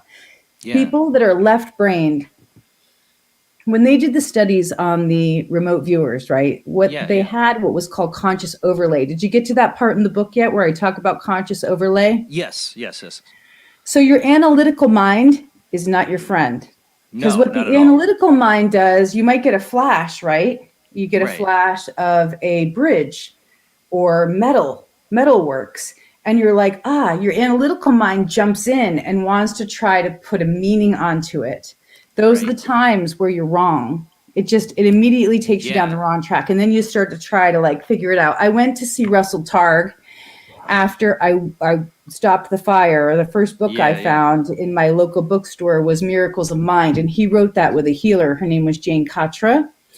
And I went to one of his like events down in Silicon Valley. And he did that experiment where he put things in a bag, like a brown paper bag, like you put your lunch in. And he would want us to describe what we sensed, not try to name what the object was, but just try to write the sense impressions down. And it was a great exercise because some people, heard, saw, felt. And so it's those step-by-step instructions and things, experiments you have to do that you have to be willing to do. And it takes time. And so a lot of people don't want to get, tied down in the exercises, but the exercises really do help you get better and better and better and help you trust more and more and more. We've done we call it psychic game night. We have fun on this show. We make the paranormal fun. Good. You have to make it fun. We need to do it again, and I need to get some more things we can do live on the show for people in the chat room or callers because it's not for us just me and Jamie and Rob going back and see if we're psychic. We like the people in the chat room and the people calling in to test their abilities, and no judgment if you're wrong or right. Let's just have fun with it. If you keep it fun and you keep it light, it'll be better that way because a lot of people get like anxiety. It's like test anxiety. And you get all locked up and it's like a little fear response. But if you can have fun with it, you can see how close you are. One of the best games, you guys can do this game, and you can probably do it on the show, where you have people write a question on a piece of paper, and then you have somebody else sit next to them. In this case, it would just be like two people that you pair up, and then you have people do like a round, and you find out that somebody has answered the question in the circle from the beginning to the end. Right. That'd be interesting. It is. It's a thing that they used to do at Edgar Cayce Foundation. So somebody you pair people up into twos. And then somebody writes down the question on the paper. One person out of the two. And then the other person will answer the question, whether it's in the group, in the circle, or the person's that's next to them. And I'll get the instructions for you so you can play it. Yeah, please. But that's a really fun one. It's fun every time. Yeah, definitely. That sounds awesome. And it's fascinating. It's fascinating when you see it get answered, the question. That is awesome. Yeah, I'd love to try that. I forgot to ask our guest last week. It was all about development of psychic abilities. Like, give us some ideas for some psychic game night stuff, and I forgot to ask her. So I'll send it to you. I'll send you the exact instructions so you have it when you play it. That'd be awesome. I get booked up with guests. I'm sorry, guys. I know we have live ITC nights and psychic nights. We haven't done any of that a long time because I got guest after guest coming in. That's just great. It's awesome because I have people like you, Courtney, that are awesome. But I gotta find time to do this because this is where the paranormal happens live. We got to do some of this stuff again. And you can always check out Weird Wednesday. You guys have been doing a lot more than I have on that end. But we will come back to it at Paranormal Soup. I kind of save it for guest cancellations at times, but nobody's canceled and I've had great guests. So it's a good backup plan. Yeah, it is. We're going to come up on a commercial break here soon, but one of the things I did want to get to is I've had all these different experiences, and I was like looking at your 4 gifts: sensitive empaths, sensitive intuitive, sensitive visionaries, and sensitive expressives. When we come back, I really want to delve into each one, but when I'm looking at your in parentheses in this theme that we have here on it and in the book, but this is condensed here on your sheet they give me about what sensitive empaths: feeling others, sensing physical responses, attuning environmental stimuli, animals, plants, and others; or sensitive intuitives, acquiring knowledge through higher conscious. I've had little experiences with all these things. Because you have a convergence going on. I'll explain the convergence. Yeah, I don't know if for me, I would love to know if it's genetic. I mean, I have a whole side of my biological fathers that I'm not very familiar with. I wish I knew more. A lot of drug use, a lot of bad endings for people on that side of the family. And I've always wondered, is it because they were sensitive? And then, the way society and people don't understand it and how to deal with it. It could drive you to the brink, right? I mean, you've seen it. I've seen it. People don't. If you don't understand what's happening to you, you don't have any awareness. It can really drive you to the end. It can drive you to abuse drugs and alcohol. It can drive you to be self-destructive. Because how do you relate to this? Everybody's going to call you crazy. Oh, I've been called crazy. Yeah. Oh yeah, I've been called crazy, a liar. I mean, all kinds of things. I don't care anymore. Yeah, That's well, my you thing. have It's to like, kind of go through the fire and be tempered like a sword almost, you know? And you have to get strong and you have to get resilient and you have to listen to your and trust yourself. And I think that's the vulnerability piece is when you're going through it, you don't know. So you have all yeah, kinds of questions. There's nobody to talk to. There's no counselors. You know, I mean, nowadays, more and more, there are getting to be people who are doing good work, but some of them are not. And so yeah, that's the part of it that I think is challenging for me as a teacher because I see individuals who are out there kind of advertising and I don't feel it's authentic. And so you do kind of have to trust your own radar with that and go to find people that you're aligned with that are good teachers. I told you I had an FBI profiler. You know, I've had some yeah. That's amazing awesome. teachers teach me and they were super authentic. I worked with an energetic healer who was a clairvoyant and I mean, she taught me all kinds of amazing stuff. And then I worked with a shaman who taught me about the plant consciousness and spiritual sight and, you know, really took me under their wing and helped me cultivate it. And so I took the time to do those things and I think it is worth it. And I do believe that when you open your heart, the right people come along the way. Yeah, And it's synchronistic, and you yeah. do have to Synchronicity was the kind of word I was just believe in gonna the say. synchronistic aspect, and Yes. that's your intuition working. And so, intuition, and there's so many levels. I mean, it gets so interesting. That's why I Yeah. really liked writing the book because it was like being able to pour that all out and hope that people with the right vibe would find it and then learn from it and grow because those teachers didn't just teach me for my own development. It was happening so that I could share it with other people. It was And that brought into was your the whole life for a intention. reason. Yeah, that was the whole intention behind the book, honest to God, was Yeah, that people could find it and wouldn't feel so alone and wouldn't feel like they exactly. needed to rely on other stuff or that they would feel open to reach out. Like when people reach out to me, I get back to them right away. Right away. Yeah. That's why that's the whole purpose behind this show. That's why I started is to give people like myself a open forum to talk about the stuff I want to talk about. Because I try to talk to people at work about it, and they'd be like, "Oh, this guy's weird," you know. Here, I have a great chat room. I have very understanding, open people that never judge others, and they're very great. I'm very Good. proud of my audience because they're all very supportive of each other. And you know, I got like Katrina Cooper. Hey, Katrina, she's a medium. She was one of the first guests I had on the show. Yeah, well, the mediums, the You know, mediums are like people just a with whole other talents. class of individuals, Yeah. right? We haven't even talked about mediums yet. We can get into that. We got to go to commercial break. Okay. We've been running late on commercial breaks. I blame you, Courtney, because it's such an interesting conversation. But we got to go to commercial break, guys. When we come back, we will open up the phone lines for you to call in, ask your questions, share your experiences tonight with Courtney.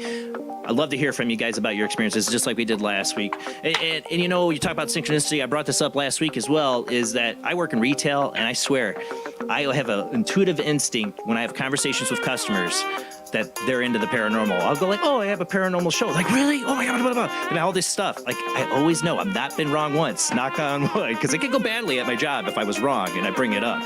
So we'll get into all that when we come back from the commercial break. All right, guys, we'll be right back.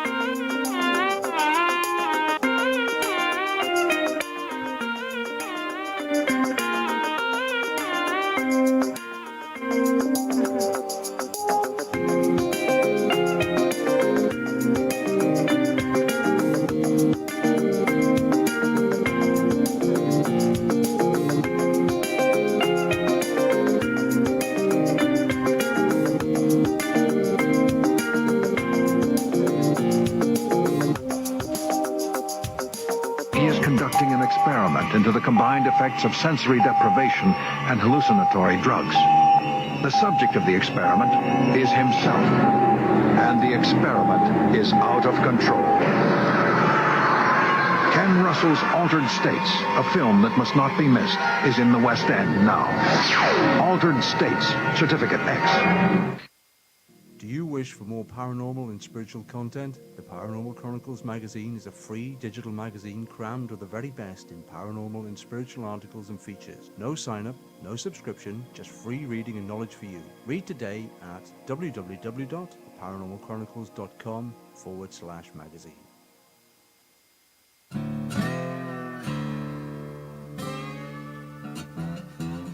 Oh, come on. I'm Southern, but... Nope. That'll do. Hello. I am Kat Hobson, host of Paranormal Experience here on WBHM Digital Broadcasting out of Birmingham, Alabama. I enjoy having guests from all areas of the paranormal, from ghosts to ufology to cryptids and beyond. You'll find some of the best researchers in their fields bringing you some great information. Join me on Wednesday nights from 8 to 10 p. Eastern here on WBHM Digital Broadcasting.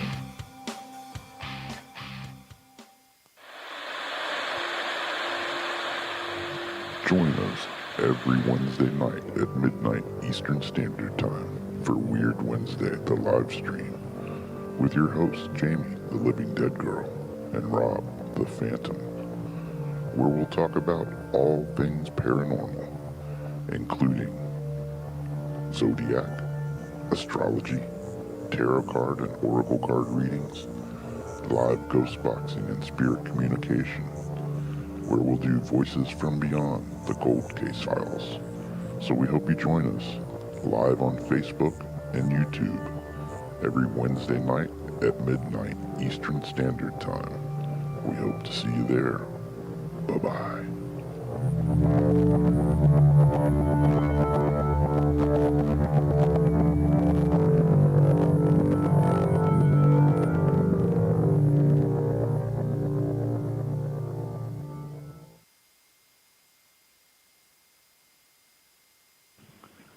Paranation Magazine is a new paranormal magazine based out of Denver, Colorado. Our goal isn't just to give you the best paranormal content out there, but to promote paranormal unity. We're doing this by giving everyone an opportunity to tell their stories and to share their experiences. For more information, follow us on Facebook at Paranation Magazine and soon, paranationmag.com. I've Never Met a Dead Person I Didn't Like is the extraordinary travels of a young, alone, and broke psychic in the highly anticipated new book from internationally renowned psychic, medium, medical intuitive, and best-selling author Sherry Dillard. Critics have described I've Never Met a Dead Person I Didn't Like as an engrossing memoir, an empowering story of how a broken girl came to accept her psychic gift, a refreshing and fun read. I've Never Met a Dead Person I Didn't Like is available through Amazon, Kindle, Barnes & Noble, and wherever books are sold.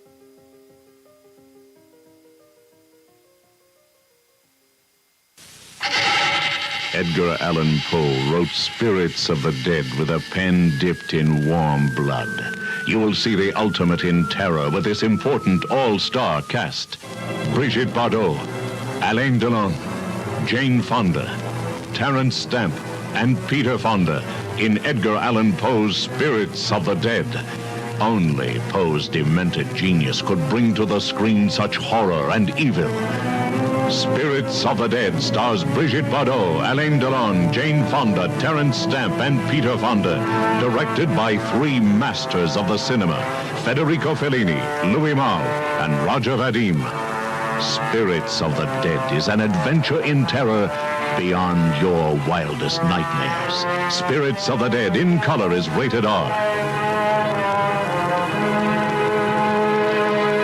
Nervous? Yes. I don't like this. You only have 75 more to go. Okay? What's this one? It's a couple of wavy lines. Sorry, this isn't your lucky day. I know. I'm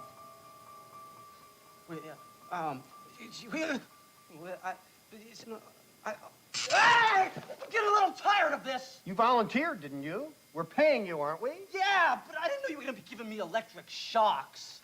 What are you trying to prove here anyway? I'm studying the effect of negative reinforcement on ESP ability. The effect? I'll tell you what the effect is. It's pissing me off. Well, then maybe my theory is correct. You can keep the $5. I've had it. I will, mister.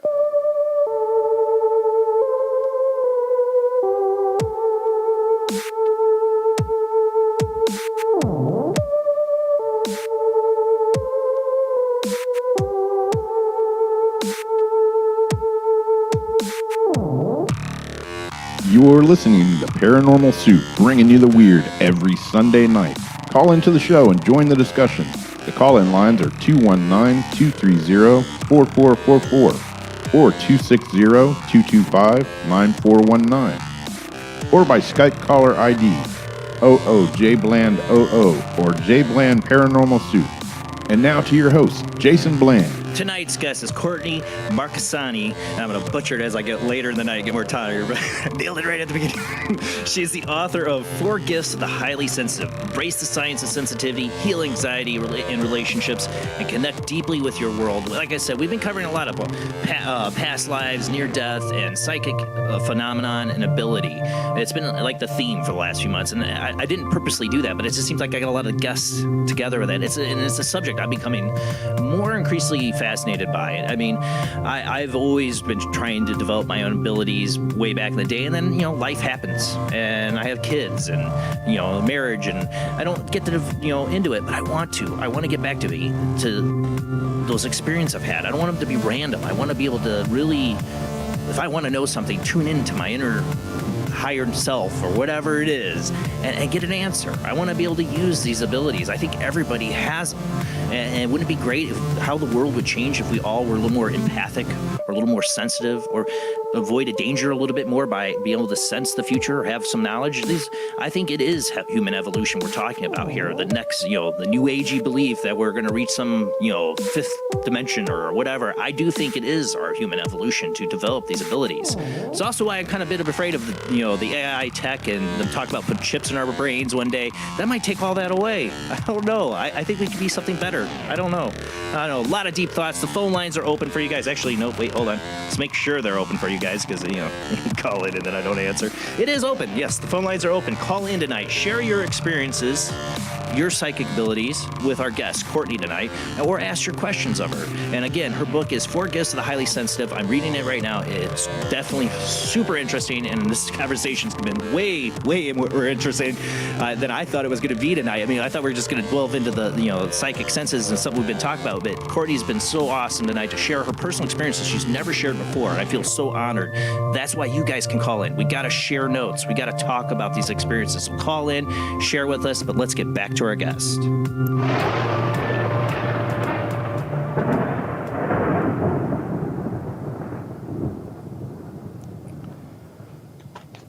So yes, we're talking about the 4 gifts, and like I said, for myself, like I've had experiences in all these. So what does that mean? You have multisensory intelligence, and so I go into sensory intelligence in the book. It's not a familiar term. It's not used in medical terminology, but it's totally a thing. So people who are in touch with their senses, sometimes we all have our senses, right? The 5 senses, yeah. But there are so many more.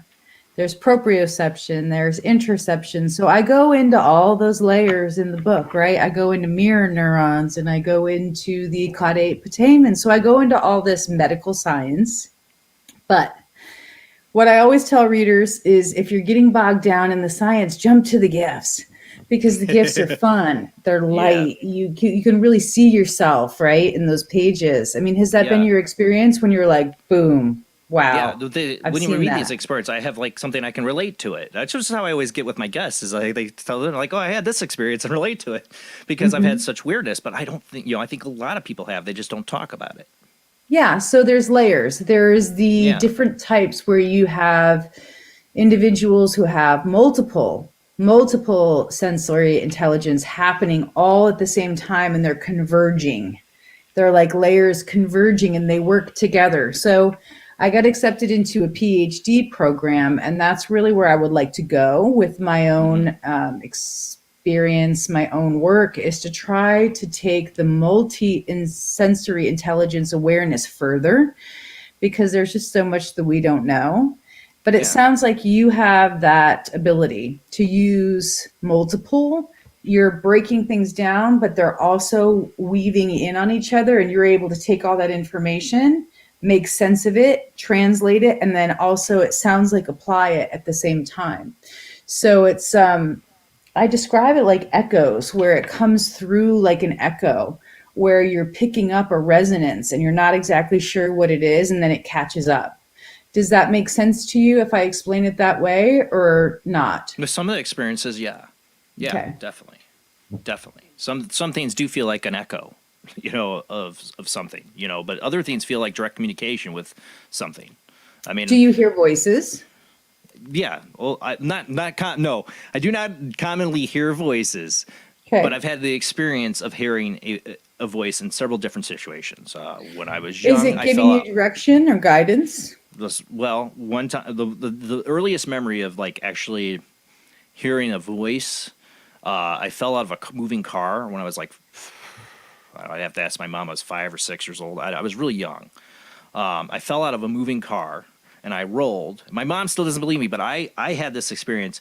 Because she didn't see it. Maybe it's too horrifying for her. Because this is the day and age before seatbelts were mandatory for kids. And she was yelling at me. My mom's offense. She was yelling at me at the time. Sit down, put your seatbelt on. And I wasn't listening.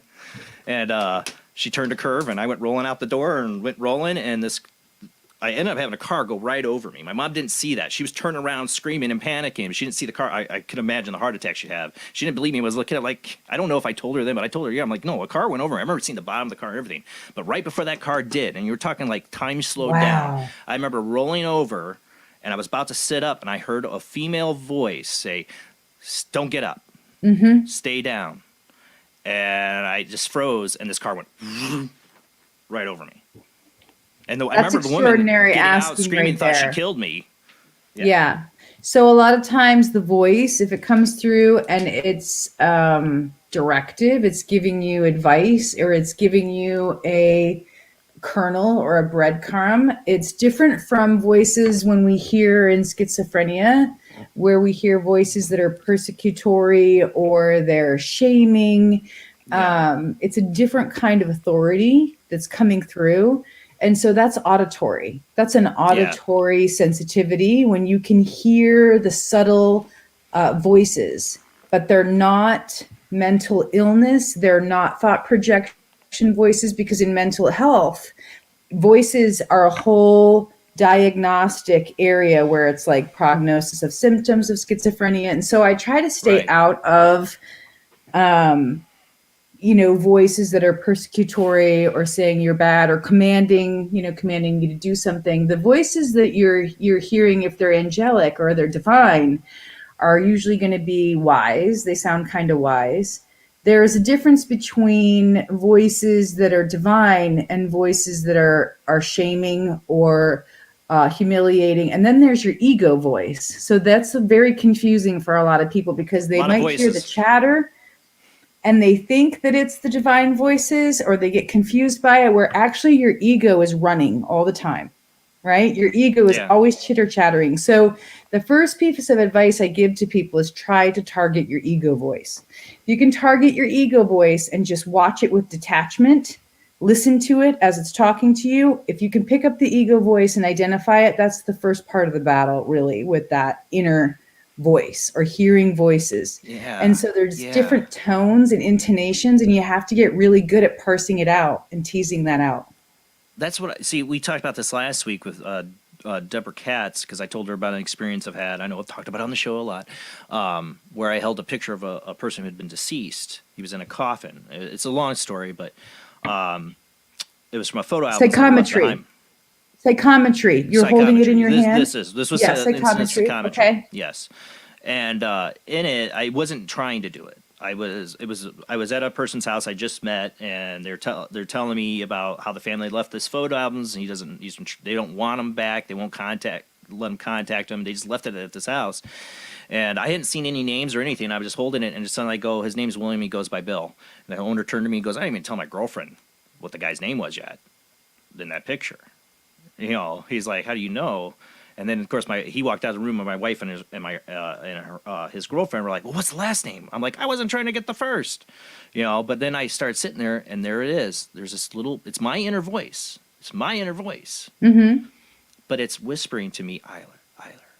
Right. I'm like, something like Eiler, and it turned out. Tactile. That's a tactile sensory. So tactile is like skin It's sensory neurons. It's information coming through your hands.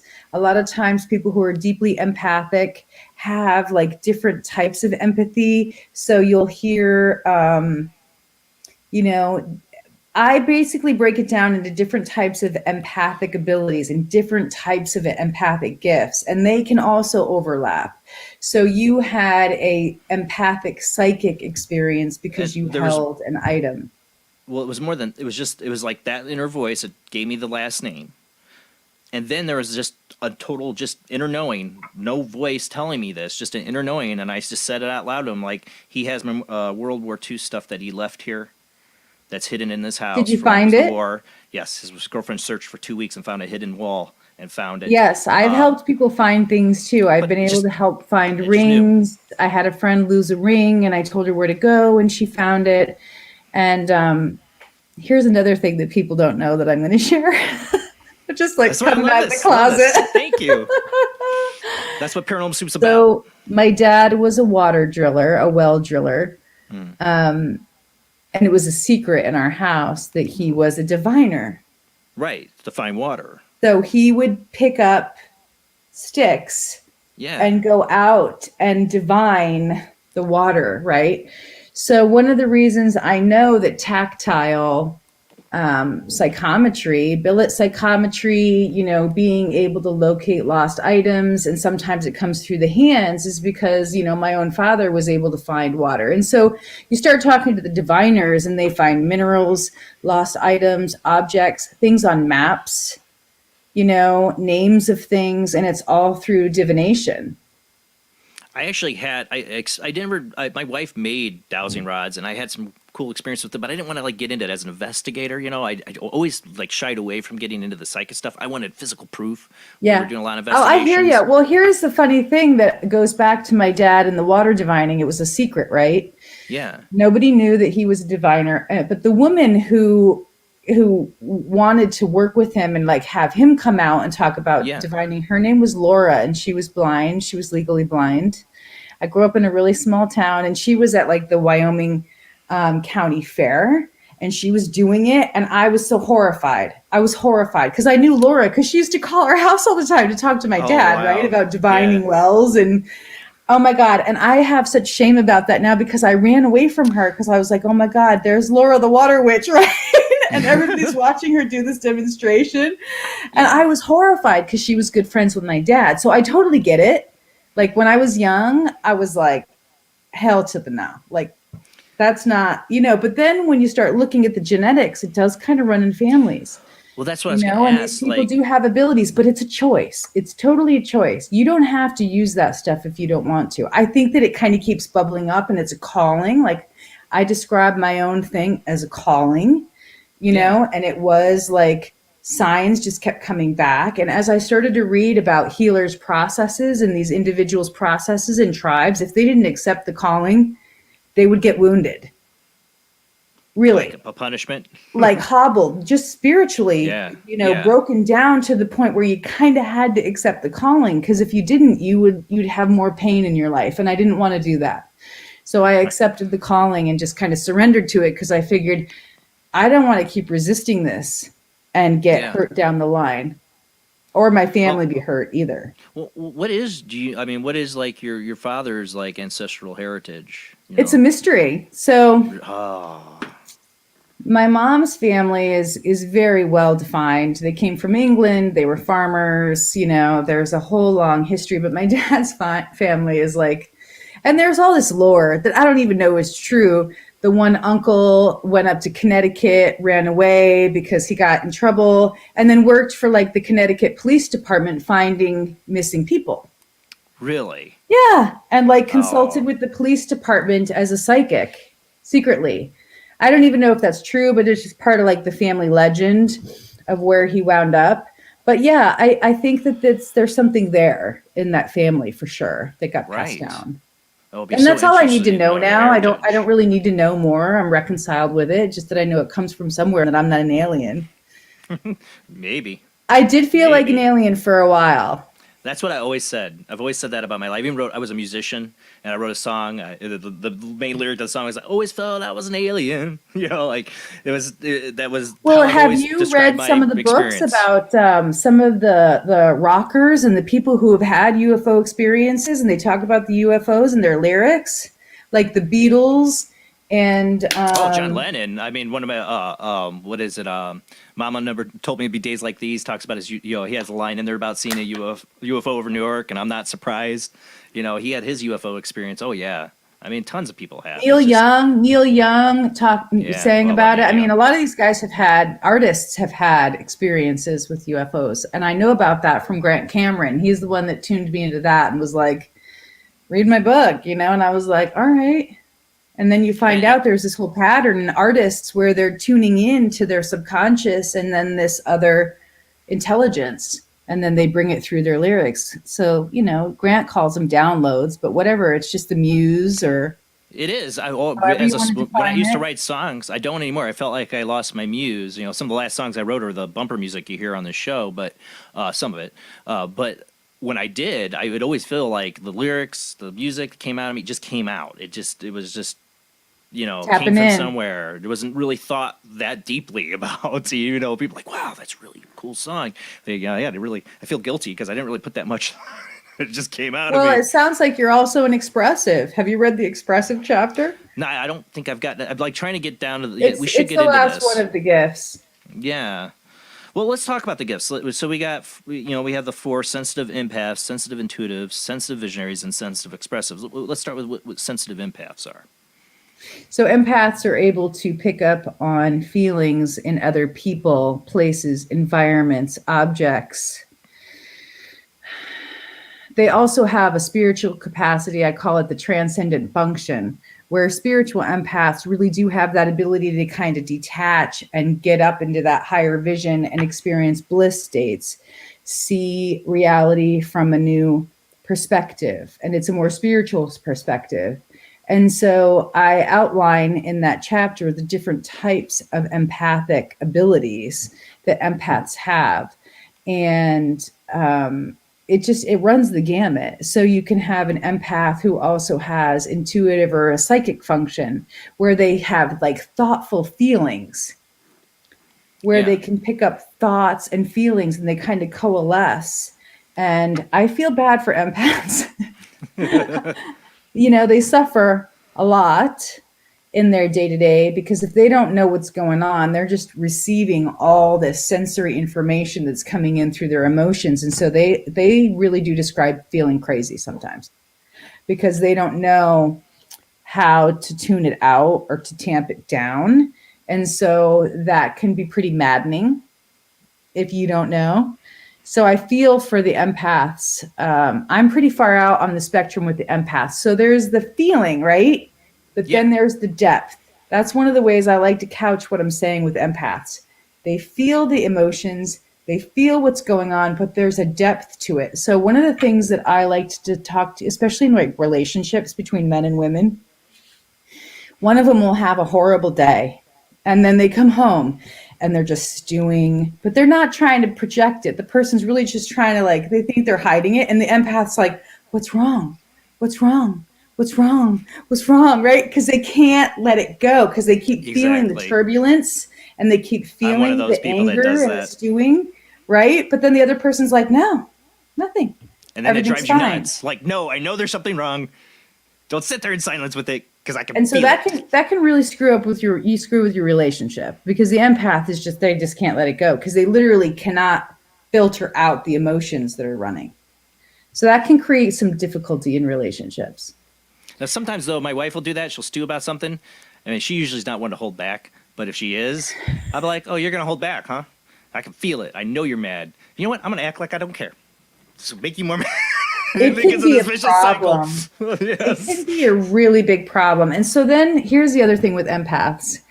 Empaths always get tangled up with narcissists, okay? It's because of early childhood stuff that goes on and the way an empath comes about, right? In early childhood development. But empaths have a tendency to get in that sand trap where they are attracted to narcissists. And narcissists are attracted to empaths. It's like this really interesting dynamic energetically. So I do a lot of that kind of work too with empaths who are trying to figure out why they keep getting caught with narcissistic people and why they're being wounded by it. So it goes into great depth with the psychological stuff with empaths. They just have very specific issues, but empaths are wonderful because they know how to take care of other people. They connect with you at such a level that their love is like so deep when you connect with an empath.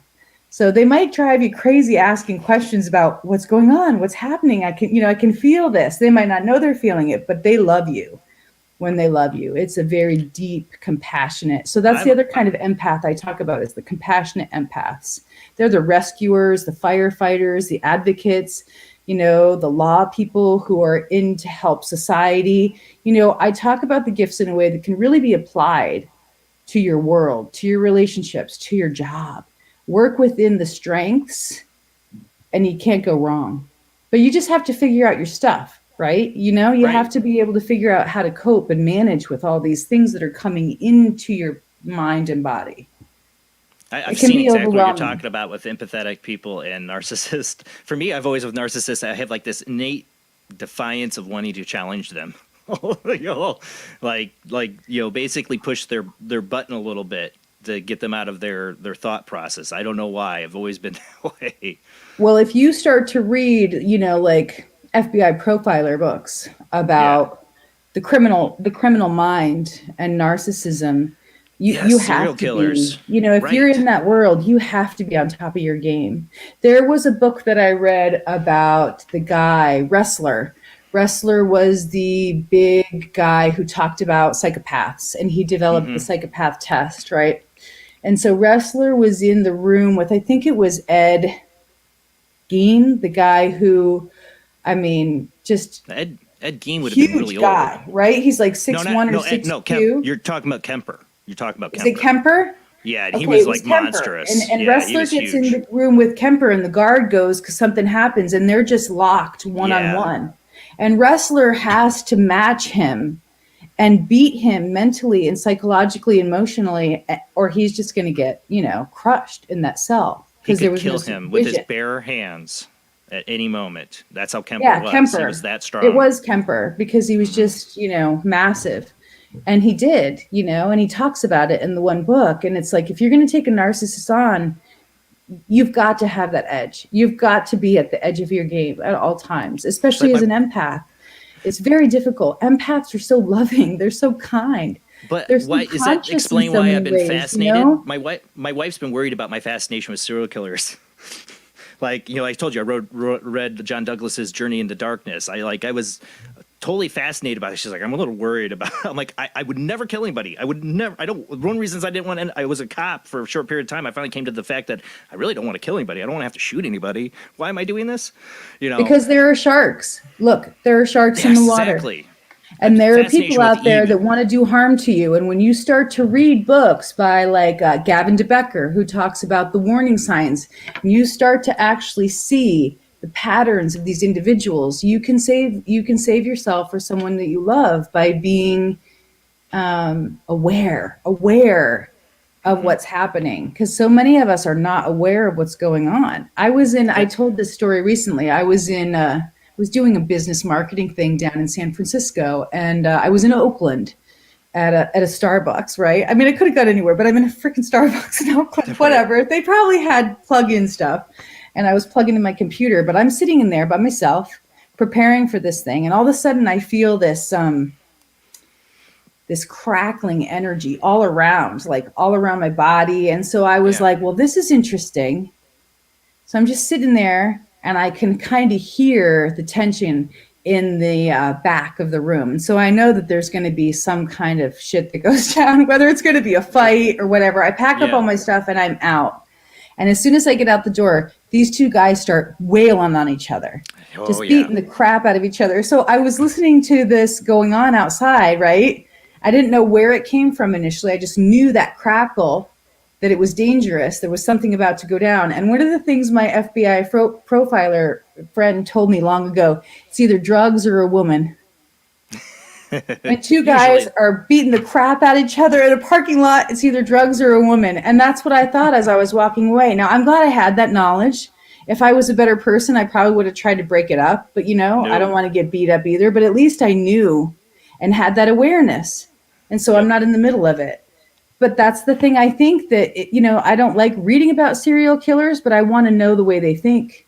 Yes, it's like understanding I do. how the monster works. We got somebody waiting on the phone line. I want to get to them. They've been on the hold in there for a little while. Okay, go ahead. Go ahead. Sorry. We got, you're on the line. I can't see the phone number. It's not showing me. Go ahead and say something. It's Azariana. Hey, Jason, Azariana. how are you tonight? Doing good. Thanks for calling in. Joking, I must be psychic because I was calling about empathic people. I'm one of those empathic people, and it gets so overwhelming that I have to separate myself from family, from public. I don't touch anybody. I'm not a hugger, that kind of stuff. And, and it always seems that when I try to do that, I seem to be a magnet from someone who needs help. And I'm like, no, I don't want to do that, or not right now, And, I was just wondering if other people have gone through that or any advice you can give me. Yeah, you're not alone. Empaths have that unique experience where they kind of isolate themselves in order to shut it all down. It's a defense mechanism. So what you're doing is very natural and very normal, where you're separating yourself out of those situations which are high intensity. It's also described as like suffocation, the suffocating ant with the hugging and, wanting to know everything about your life. And, it's okay to have boundaries. Boundaries are normal.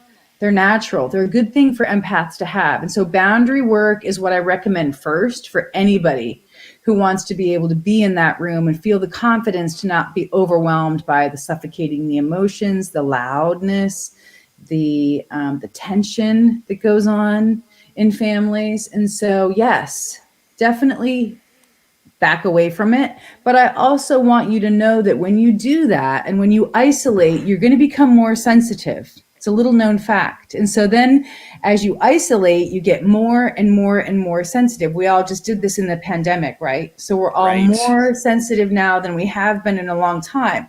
So my thing with empaths is to build resiliency. Try to do environments that are less suffocating, less intense, and build that resilience a little bit at a time. And it's kind of like a scientific experiment where you expose yourself to different environments a little bit at a time until you build up that threshold. It's called threshold. So the threshold is like the sensations build and they build and they build. A lot of times empaths ignore the sensory warnings and then they usually get sick. But you are very in touch with that, which is good. It's a very good thing. And so my best advice is to take time and try it a little bit at a time. Okay. Thank you. Because, I usually do that. I either isolate or I'm like, in public, people think I'm rude or because I'm too quiet or something, because I shut down, Yes, well, some part of it you have to because you don't want to feel like you're going to have a breakdown, and we do have breakdowns, so it's self-preservation, which is a good thing. The other question that you asked that I didn't answer, that I want to answer, is that yes, people will gravitate toward you if they need help, because it sounds to me like you're an empath healer. Do you do any healing work in your life, or have you had the calling, like we were talking about earlier, to healing? I've done various types of healing. Yeah, well, people sense that. In the past.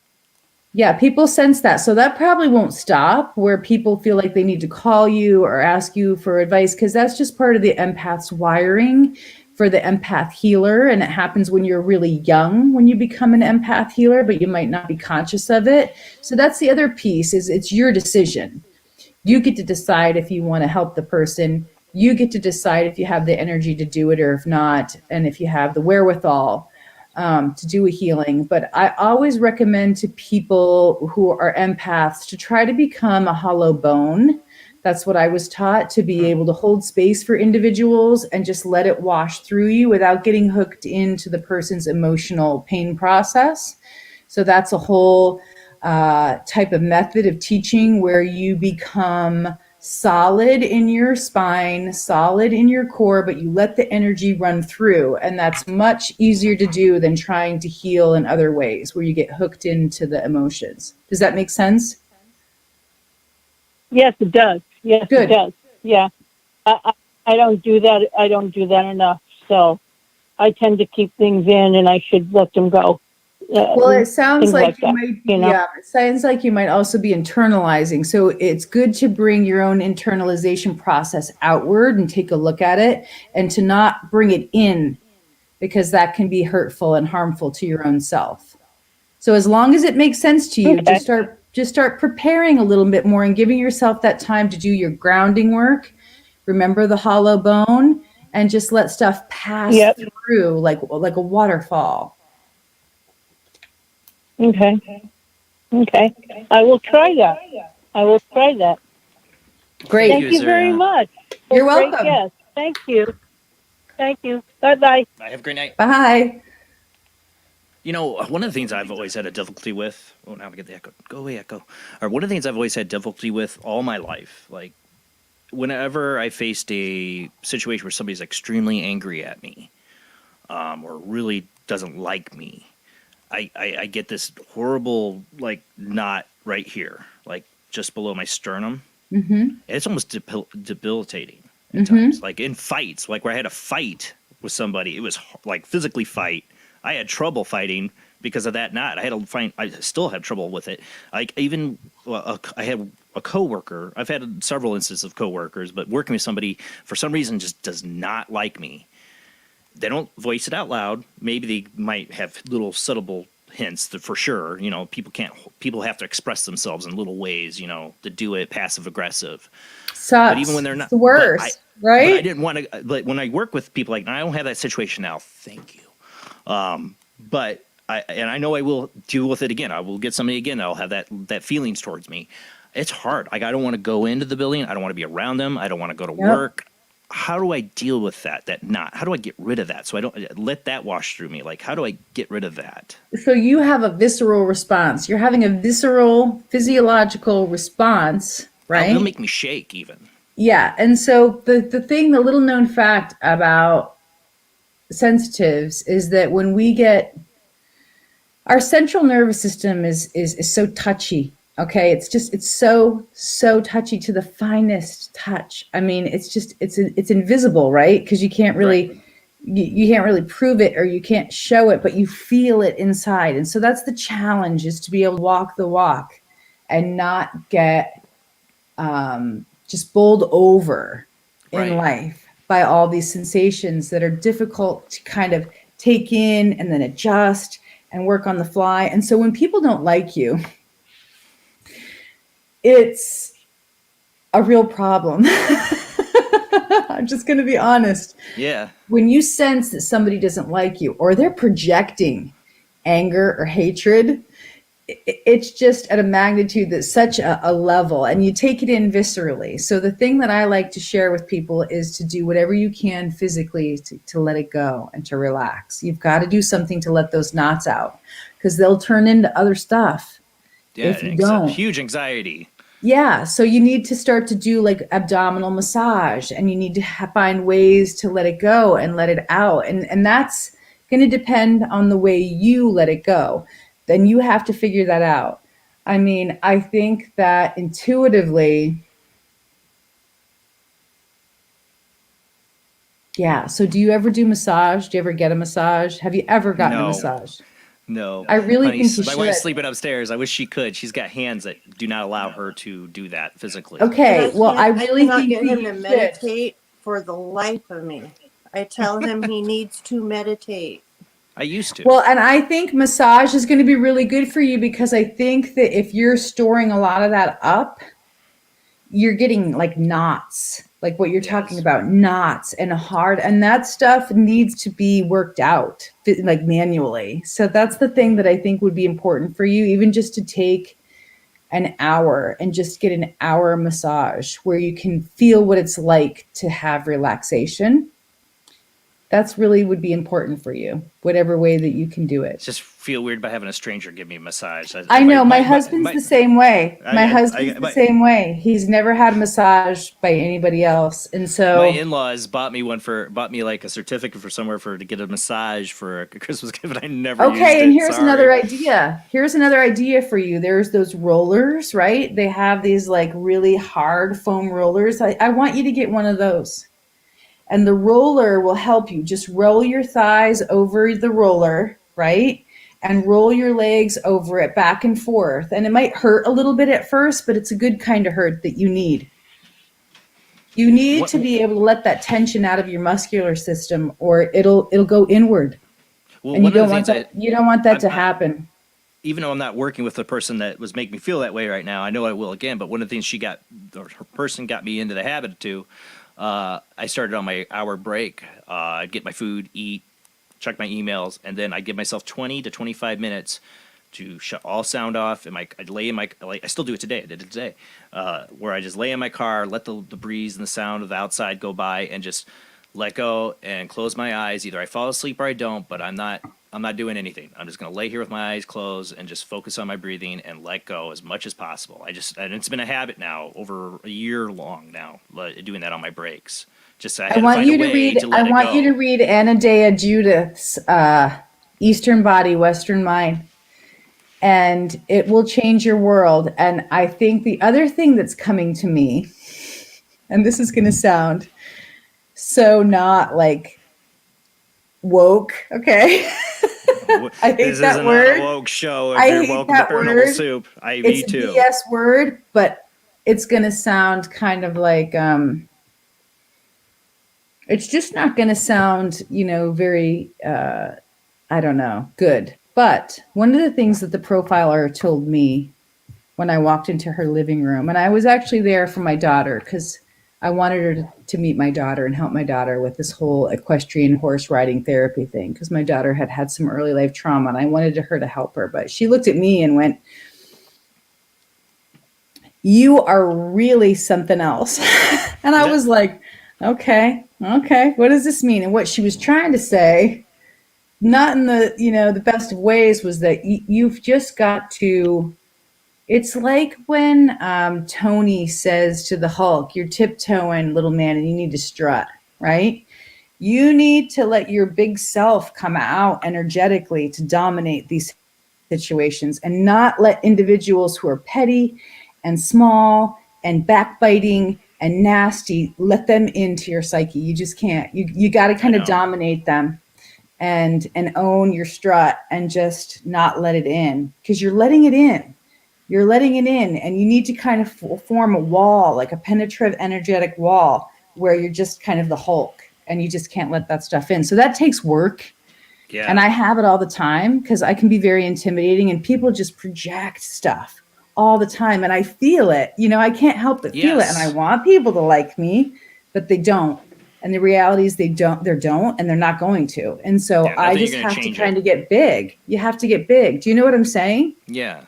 Yeah, I would react in different ways. Like I'd get depressed about how they feel about me and like self-judgment. And then I would get angry. Like, well, you don't like me? Go screw yourself. I don't need you anyways. You have to own your zhuzh, whatever that means for you. Like you just have to be like, let that stuff roll off your back. Don't internalize it. You got to rock what you've got and be in your power is the best way I can describe it. And just, that's what I say. Yeah, no, that's what I did. Cool, huh? And the last situation I worked with, that's basically how I came to terms with it. Is like, you know what? I ain't going to change your mind. I don't care anymore. No, they you either deal can't. with me You can't or they let that don't. in. Those are the kind of negative things that make people sick, and depressed and anxious. So you got to find a way to be at peace with who you are and not let people's judgments come in and not care about it either. And that's hard for sensitive people. But you can do it. You can get there. I'm working on it. It's like I said, it's been a long struggle with it all my life. And as I've knowing what it is has helped. Since at least, my late 20s when I really started reading and getting research into this, knowing what it is has definitely helped understanding what's going on. Yeah, I think you need to punch stuff. I think that you need to start getting, into your flow and start punching stuff. And that's going to help break up a lot of these knots and things in your upper body. You're going to judge me so bad. They're going to think I'm like a child. But my way to deal with it, sometimes I'd come home is video games, like to get very rough and abusive in video. Not talk to people. I don't talk crap to people, but get in there, be like, yeah, get in there, just if it's physical, taking it to good, because you got to kind of break up that knot stuff that you're experiencing. It would help. I hate to admit it. Going around and shooting people in video games. We need our say anything bad. sessions back. PUBG. These guys know. They played PUBG with me during that period of time. We got to start. They know how. Yeah, I know. I remember I'd go on my Terminator spree when I had a bad day. Yeah. All right, we got somebody on the phone line. He's been waiting. We got Zach on the line. How you doing tonight, Zach? I'm doing pretty good, brother. How you doing? Doing great. We're having a great show tonight. Thank you for calling in. I just have 2 questions, but I'll keep them nice and short. Hey, Courtney, it's very nice to meet you. Hey, nice to meet you. To awakening with your senses, have you found cannabis to be an excellent supplement to be able to help somebody with that? And I say this, I'm piggybacking off of a story that happened to me on Friday. So I had to go run up onto Interstate 17. I'm out in Arizona. I had to go run up to Interstate 17 because the line haul, I work for a delivery company. The line haul that runs up to our Flagstaff location broke down. And originally I was going to go up there to bring a driver back, to switch out trucks and all that. Come to find out they can't offload freight on the side of the interstate because it's illegal. So I had to end up packing up a whole bunch of stuff in my car to have to go run it up to our Flagstaff location and come back. Now, this is about 160 miles from where I work and then going back. So I didn't get back home until I left the office around 9:30. I didn't get back home till about 5 o'clock, and I was so stressed out, so angry. But then, of course, I decided to have some edibles afterwards, after dinner, to help me relax. And the one thing that really helped. Sorry, I had to do it. They're good drugs anyway. One thing that helps me to relax really is humor. And really, I was having so much difficulty coming up with some jokes and all that stuff. And I was talking to my fiance over Facebook, and apparently I got so high that I lost track of everything that was going on. And then the next day, when I finally got to see her, she says, "You should really see exactly what you sent me." And I took a look at it, and I said, "Oh, this is the funniest stuff I've ever come up with." So, but anyway, back to my question. So have you found cannabis to be an excellent supplement? Why or why not? Well, all that stuff that I talked about kind of at the beginning of the call, we used to grow, right, in the 90s. So, all the people that we were around who taught us how to grow, it was very dark because we could go to federal prison at the time, right? So I've seen different iterations of it. I've been at the beginning of it, was a grower and have seen, what it can do. And what's coming out now are so many different types of concentrations, different hybrids. You got sativa, you got endo. I mean, it's endless. So here's what I think. As long as you can take enough, whatever it is for you to get relaxed, to let any kind of anxiety go, yes. But some people, I'm going to preface what I say here right now. Yes. Some people cannot take cannabis because they have anxiety and it makes anxiety worse and they get paranoid. Yes. so paranoid. And then there's heart palpitations, and there's taking too much and not knowing the proper dosage. So as long as you know what your own limit is to get you to that relaxed place, but not out of your mind, then yes, it's definitely a benefit. And there's different types that have different types of terpenes.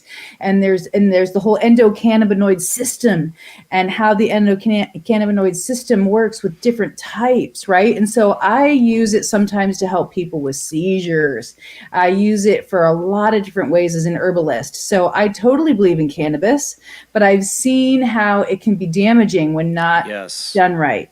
That's my best. And then there's a kind that I want to tell you about that we have in Alaska at our local dispensary, which is really great. Lucky you. I'm in Indiana. I know. I'll get that to you. It's an actual type. It's a kind, and you can get it. It's very available in the different dispensaries. So I don't know how I can get that to you, but I'll pass it on to Jason.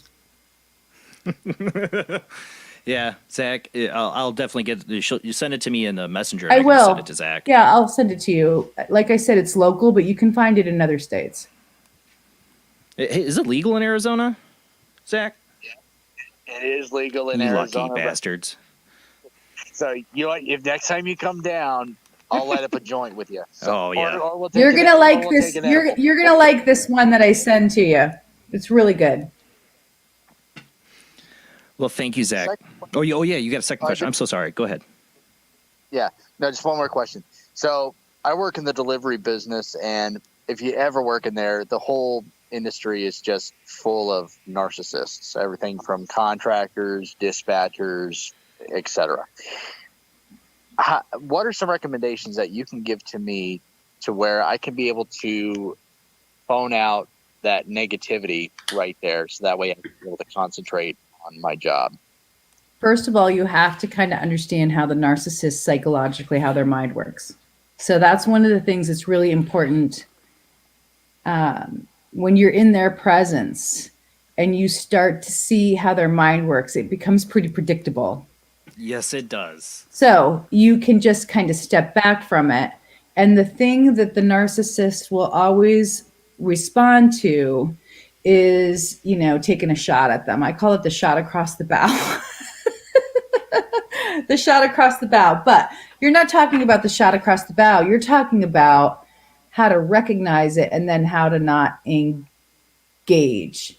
So the best advice that I have is to identify it, recognize it, and see the predictability and the pattern of it. And then it becomes a lot less abusive. And you can be able to see it more as like a game, and that it can be a game that you're winning, because a lot of times narcissists are they're very surface. They're very surface. They're not really deep. They're not thinking at that level. I mean, some of them are. I don't want to underestimate narcissists, because they can be really smart. But oh yeah, my best advice is just to watch the predictability of it. So there's always usually some kind of conversation pivot back onto themselves. They always like to talk about themselves. So the thing that always gets narcissists, if you can, is just to tune out and walk away. Don't engage, and use platitudes, things like, oh, that's great to hear, and then just disengage. If you can do that and not get hooked in with the charisma, if they're a very charismatic narcissist, that's my best advice. And then I always like to do imagery where I'm actually visually cutting, either with scissors or some other way to cut an energetic cord. And that helps me a lot. Yeah, no, I definitely hear you on that. And just whenever you were telling me the last part as well, it just reminded me of a story, actually. It's really short. But I had a contractor, actually, that I was going back and forth with. And then, of course, this contractor mentions well, I have this other job over here, so this is why I can't do it. And I turn around and I'd say, then why are you here? Why are you doing deliveries for us? And I said, if I had told one of my customers exactly what you had just told me, do you know what they would tell me? They're going to say, I'm going to go find somebody else that will make me a priority. Yeah. Completely shut them down. Yeah, so that's That was kind it. of how you have to be one step ahead. You do kind of have to be one step ahead in some ways because you have to be able to see the pattern and the predictability of it and then find your response. But I know you can do that because you're adept at it and it sounds like you already are aware of it. And it also sounds like you're identifying it. That's half the battle, is identifying the narcissism as it's happening and to just not get hooked in. So I always use the broken record technique. It's another thing that I used in psychiatry is when somebody is spinning off in a negative and unhealthy way is to use the broken record technique. Oh, that's great to hear. I got to get going. Oh, that's great to hear. I got to get moving. You know, whatever it is, just say the same thing over and over and over again. And that will help you to kind of disengage from the energetic piece or getting hooked into the toxicity.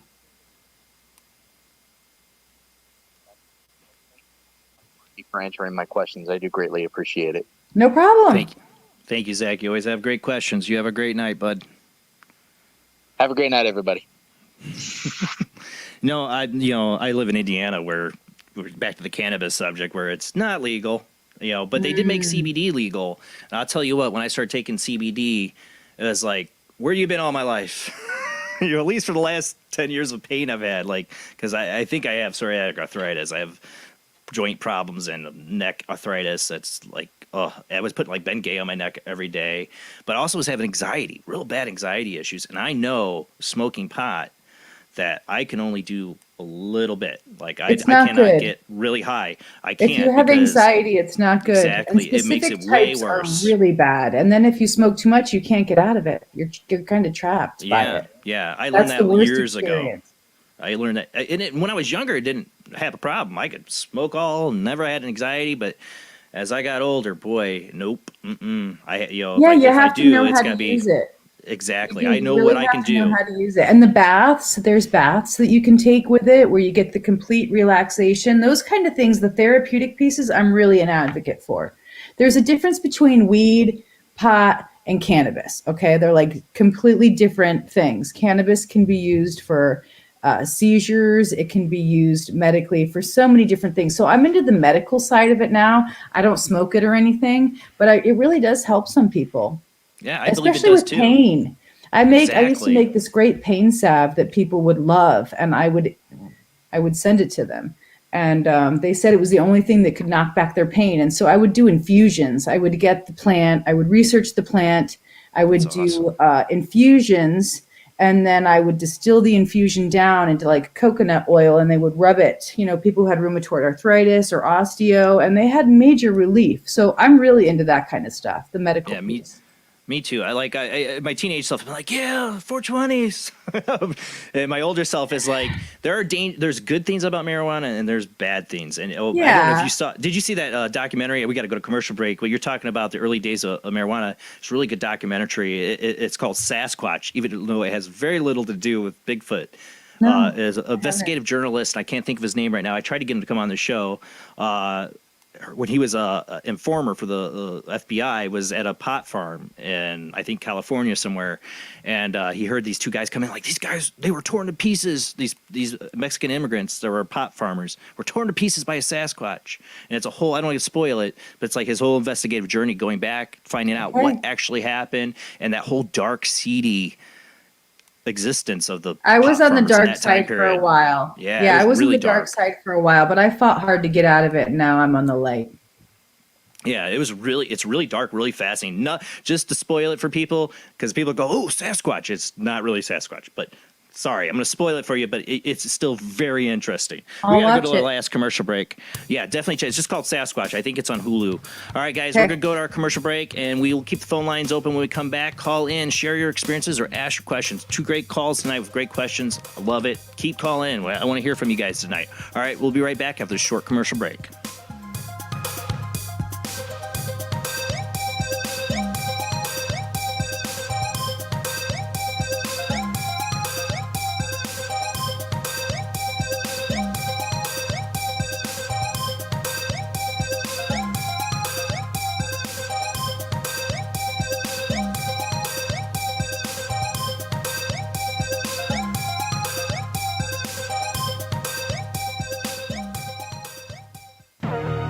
Intercepted the transmission of unknown origin. Transmission?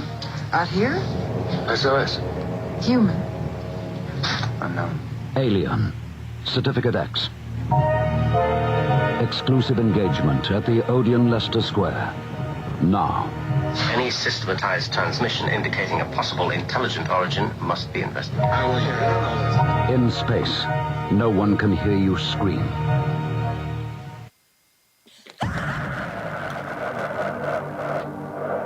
If you are interested in discovering the truth about the paranormal and want to hear from leading researchers in the field, join Justin Brown on his 3 weekly shows named My Paranormal Soapbox, Necromancer Live Show, and the Supernatural Symposium, live on Facebook, YouTube, and InterfaceDev.net.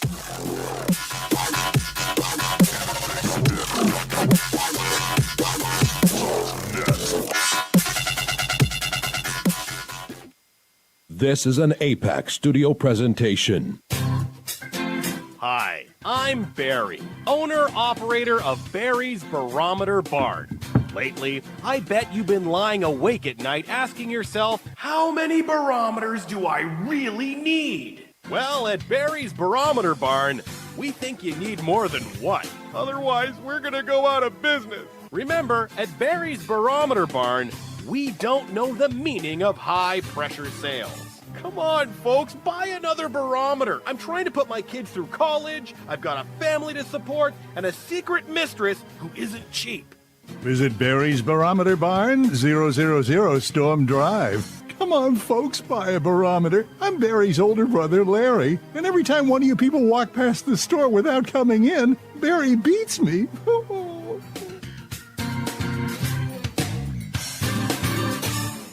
This has been a presentation from Tim Morgan's APAC Studio. For more almost professional amateur comic studio content, visit the APAC YouTube channel. Search APAC 2002. That's APAC 2002 on YouTube. When Alex Gardner is asleep, he has an extraordinary gift. The government wants it, the scientists want it, but to keep it may cost him his life. It might be better if Alex didn't sleep at all, but he cannot resist entering the dreamscape. Can you? See Dreamscape in the West End and all over London now, Certificate 15. It takes an extraordinary adventurer to enter the dreamscape. Are you intrigued by Paranormal Talk Radio? You'll love the new Paranormal Radio app from Talkstream Live.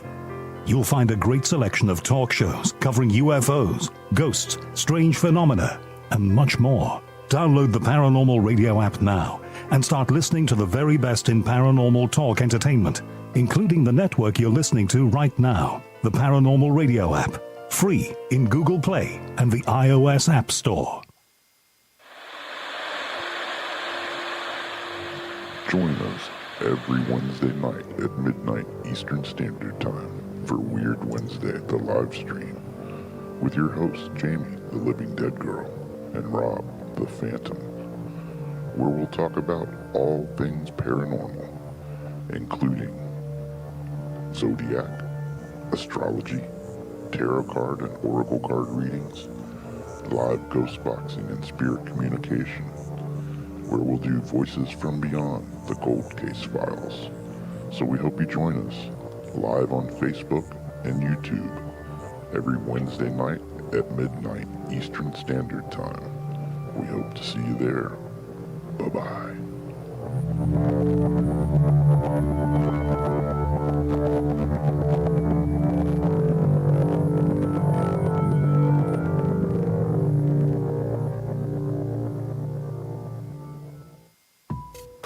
Since 1948, Fate magazine has brought you reports of the strange and unknown, all of them true.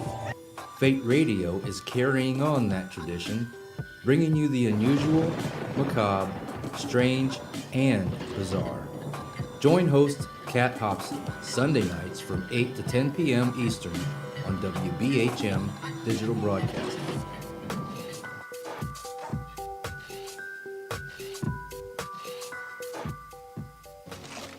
Heat 'em up.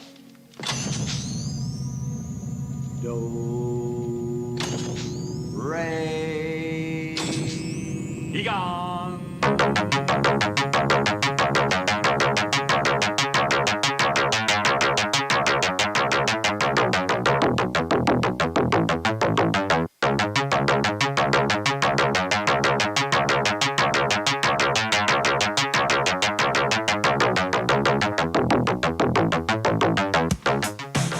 You're listening to Paranormal Soup, bringing you the weird every Sunday night. Call into the show and join the discussion. The call-in lines are 219-230-4444 or 260-225-9419 or by Skype caller ID OOJBland00 or JBland Paranormal Soup. And now to your host, Jason Bland. Tonight's guest has been Courtney Marchesani. She's the author of 4 Gifts of the Highly Sensitive. Embrace the science of sensitivity, heal anxiety and relationships, and connect deeply with your world. We've talked a lot tonight about, I think, sensitive empaths, so we want to get into the rest of these other groups. I guess that's probably where I fall a lot in the line of, but I've had experiences in all these, and I think a lot of people have, so I want to get in more of these abilities. But the phone lines are open. Here, let me make sure, again, that they are open. They are open. You can call in, ask your questions, or share your experiences you've had. I know a lot of you have with our guest tonight. But let's go ahead and get back to the show.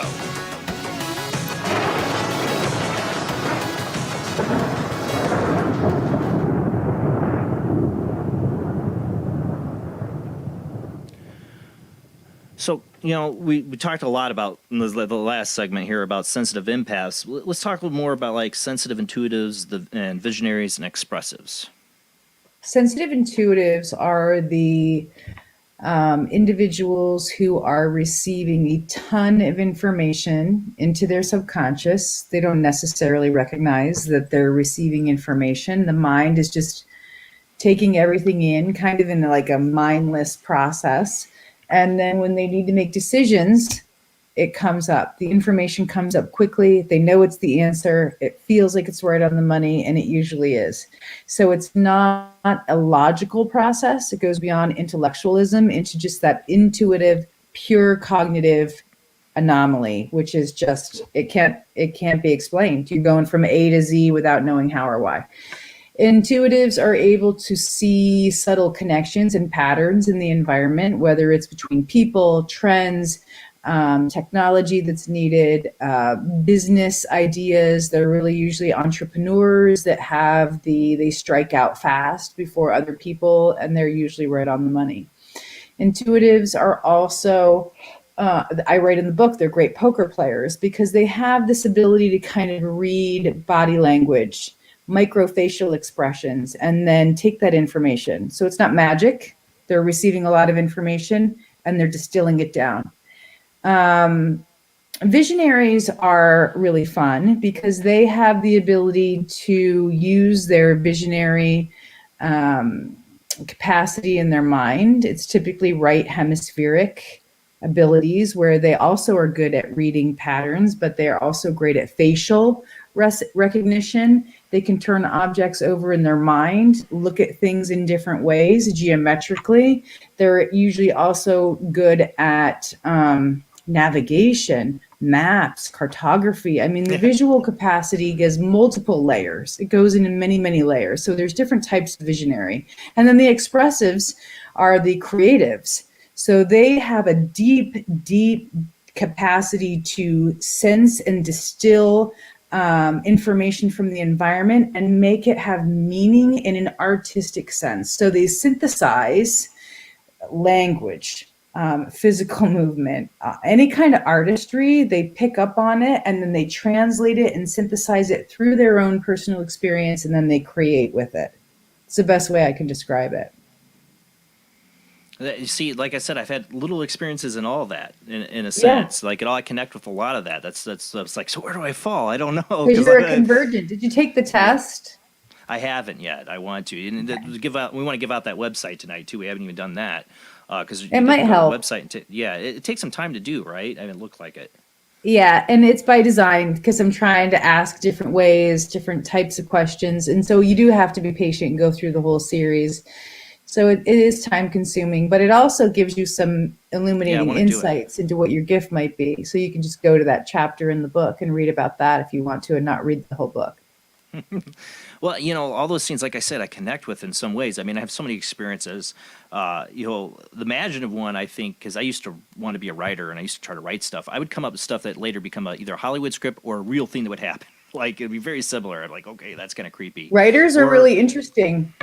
Writers are very interesting because they have what they call their literary mind or their literary sense, where they kind of go into their subconscious, so they can really tap deep into the subconscious, and they have a type of devotion to exploring and going through the depths of the subconscious. And so writers oftentimes do get a lot of psychic information because it's closely connected, right? That's what Jung talked about, is the intrapsychic balance between the id, the ego, and the super ego and all that. Literary people who write go to those places and they unearth, characters, information, scenarios, and it's often very synchronistic. Sometimes there'll be writers who write about the future.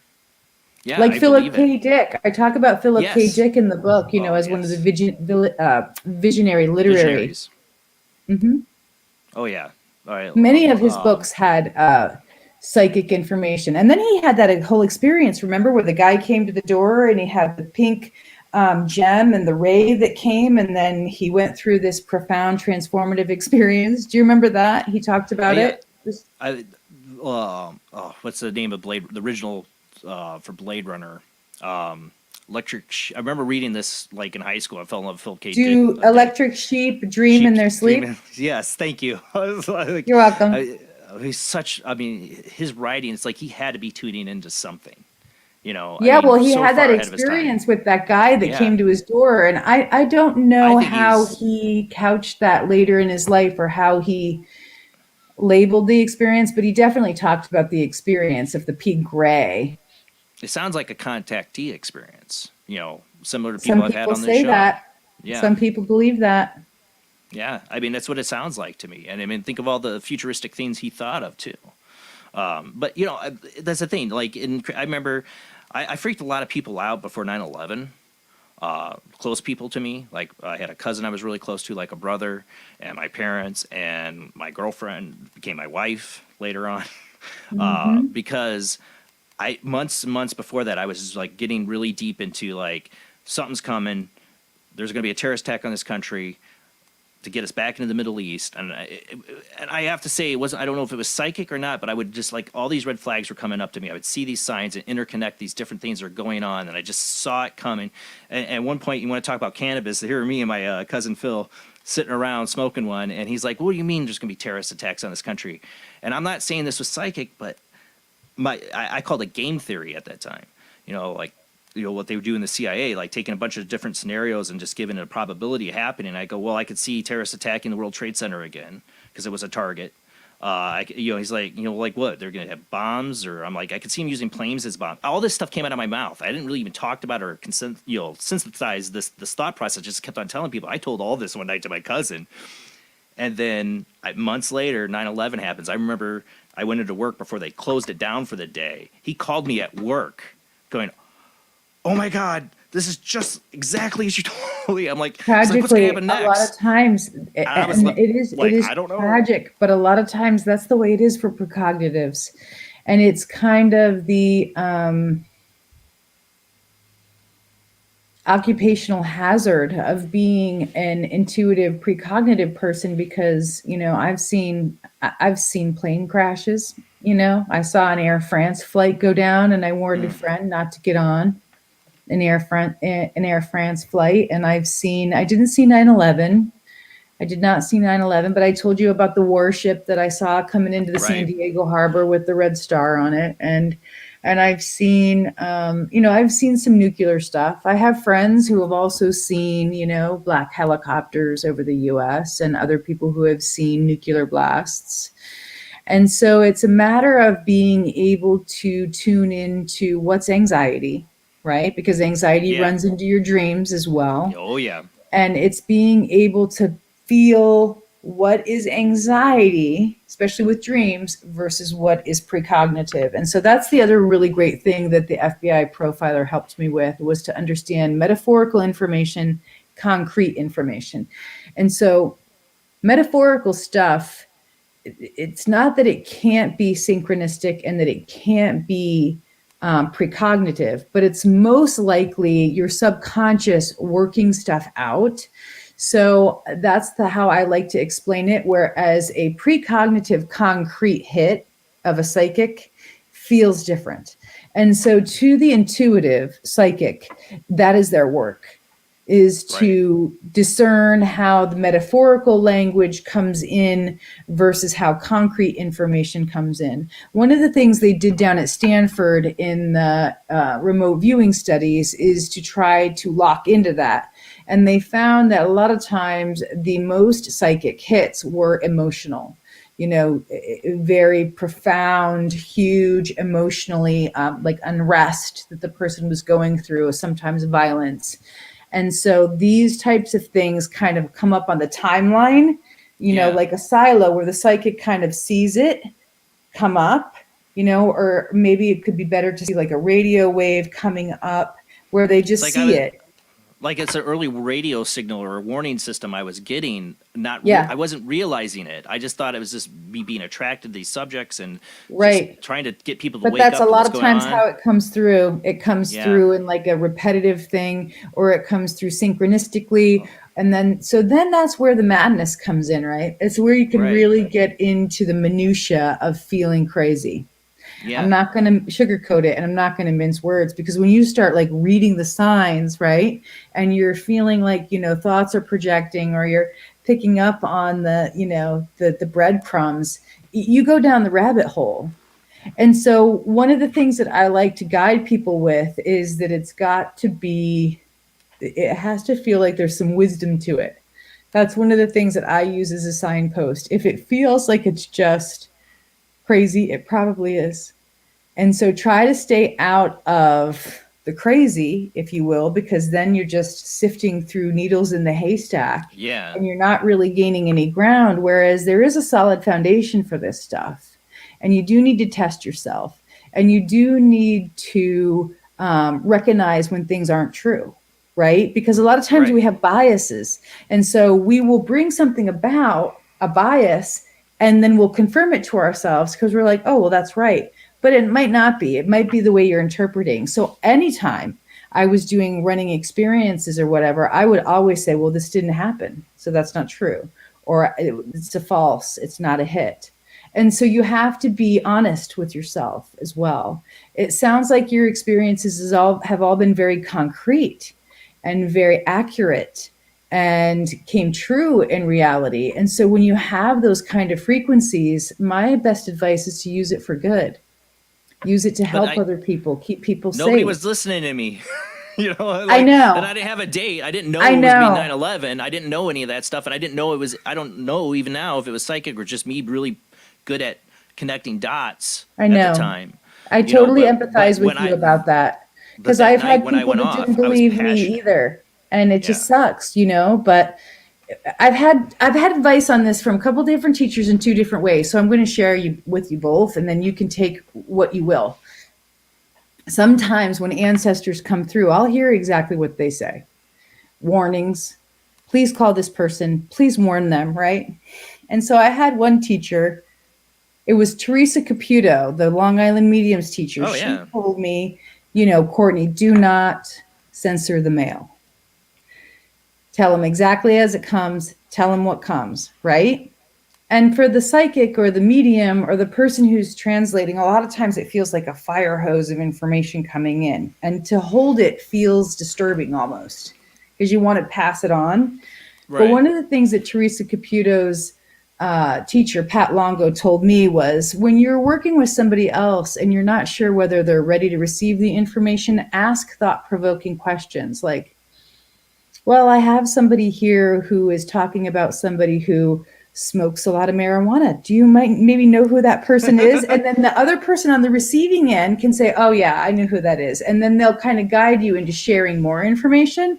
But sometimes people don't want to know. For example, if it's a sexual orientation thing, right? And somebody's coming through an ancestor and they're saying, well, they're dealing with his sexuality. Then you can say it a different way and say, well, I'm getting somebody who's struggling with their sexuality. Is this something you might know something about, or you know somebody? And then it allows the person to make this decision.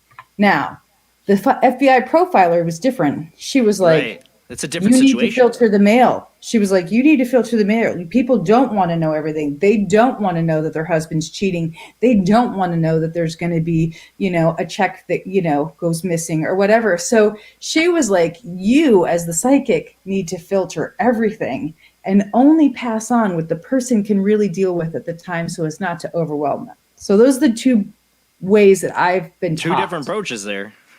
Totally different. So I've matured, right? I don't just blurt stuff out and, warn people about stuff if I feel like they're not psychologically or emotionally ready to take it. But I also try to use a lot of subtle questioning as well to find out what people really do want to know. Because I've told people stuff and amazing things, amazing readings, and then they either don't believe it or it doesn't, it doesn't matter. And I just kind of felt like that kind of work really wasn't helpful. So I don't really do that much anymore. Well, I haven't done it in years, but when I did tarot, I remember I did it for my cousin and his wife, ex-wife now. And I told them all this stuff. I barely remember the reading, but his ex-wife had told me later, she's like, everything you said there, that's totally how it played out. I'm like, what did I say? Oftentimes it does. And I remember thinking about it. I'm like, oh, but I thought it was something different. When I'm telling him, I'm just giving him, this is what the cards are telling me is going to happen. I was seeing it play out a different way. And they see it differently from how you're telling it. That's the other thing. You're delivering it to them, and in their mind, they're seeing it a different way. And so sometimes when it's rolling out, like you said it was going to, they're like, oh, I didn't think it was going to be like this, but it's still exactly how you said it was going to happen. Yeah, it was me not thinking it was going to be like this. I was thinking it was going another way, but if you take the information I gave and match it to what happened, is exactly what I said. I just thought it meant something different. I don't want to get into details of this whole marriage business, but marriage stuff. I learned valuable lessons about marriage stuff. Just don't get involved. It's just pretty bad. It's never good. Well, that's why I didn't do tarot. Stay the heck out of it. That's why, I kind of, not just that situation, there's others that I shied away from tarot and doing readings and developing, my abilities to, read these situations with people, because I'm like, man, I'm getting really into people's personal lives, and, I don't want to give them the wrong direction. I'm like, what am I doing? Yeah. Who am I? You can't help it. So I have a lot of self-judgment. People's lives. I mean, that's part of the whole intuitive piece. You can't help what you see and what comes to you. It's a matter of dealing with it as the intuitive that gets difficult, because especially when you see an event that you know is going to happen, it's hard to sit with that and know that something's going to go down and that you can't really do anything about it, or that people won't listen to you. But if there's really harm, if there's really serious harm, I always warn people. Yeah, I would. I always do. And I reach out and I always preface it by saying, I know you're going to think this is crazy, but people really do listen to you when they see things unfold around you. They eventually develop trust, and they don't think you're just trying to be dramatic or whatever. Right. I mean, having these conversations, it's interesting because why would we lie? I certainly don't want to bring attention onto myself. Right. I have a career, I have a job, I have a family, I have kids. And it's taken me a long time to even be able to have this conversation and be as open and authentic and honest as I am being. But I'm doing it now because I really feel like people need to hear the information. Exactly. You need to share. I had a question for the chat room here. I thought I'd bring up. Does she believe in God, a higher power? I asked because I think she has mentioned it. Well, what's your thought on that? That's a big question. I was raised in a home where my mom had to marry my father in the Catholic Church. So it was pretty controversial already growing up in a household where when my mom and dad got married, my grandfather looked at my father and said, you can never go in her church. I mean, we're talking about Methodist and Roman Catholic, right? I mean, it's not a mix. Wow. Not a mix. So my mom was already in my head already, make sure they're the same religion, make sure they're the same. And so, but she never went to the Roman Catholic Church. She just said, I don't want to raise the girls in the Catholic Church. So I didn't really get raised with anything. And so I was an atheist when I was a kid. I thought this was it. But then when I had visitations from loved ones from the other side, I had to change my opinion. It was my personal experience that made me go, I think I need to look at this differently. And so I definitely believe. I think that what I have problems with or trouble with sometimes is organized religion, because I think that it judges people who have the gifts. Yeah. It judges a lot of people And besides people so, with gifts, but yes. and I experienced it personally when I would share with my friends who were really religious about what was going on with me. And I just wanted to connect and share. Yeah. And I was It's open at the spiritual. time because everything was unfolding. And, you know, they couldn't be friends with me anymore. Yeah, My I know. dear, like girlfriends that I used to go out and hang out with after work. And so that was upsetting. And I also felt like over time that it was part of humanity, that it was the gifts were part of human nature. And I had people that said, you have to admit this is God working through you. And I had trouble with that because I didn't want to believe that I was any more special than anyone else. Yeah. I wanted to believe that everybody had the ability to tap into these things. Now, that's not always the case. I've learned that. Not everybody has these experiences that we're talking about. Exactly. I think that That's why there's a everybody ton of has skeptical synchronicity. Yes, I think everybody has synchronicity. I think everybody has intuition. When it comes down to God, I definitely believe that I've been in contact with a divine creation or a divine creator. I probably ascribe more to the Great Spirit and For me, it's the Force. nature and creation being part of God, and that we are part of that system as well. And so in the end, I do kind of feel like God is within us and we're part of it and everything. But as far as like a man sitting in a chair, you know, and that whole thing, no, I Not don't. at all. Like I said, I've always identified myself as a Jedi, or Jediism. I believe in the Force. What we're talking about is very Jedi. Yeah. What we're talking about is very Jedi.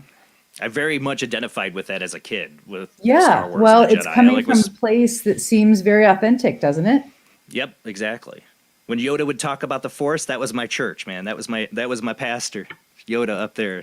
You know, talking Well, and he was backwards. very much about like master your emotions, master your Yes. feelings. That's the way to the dark side. And I do feel like the emotional piece as humans is like it's part of who we are. We can't deny our emotions, but they can really just bring us to our knees.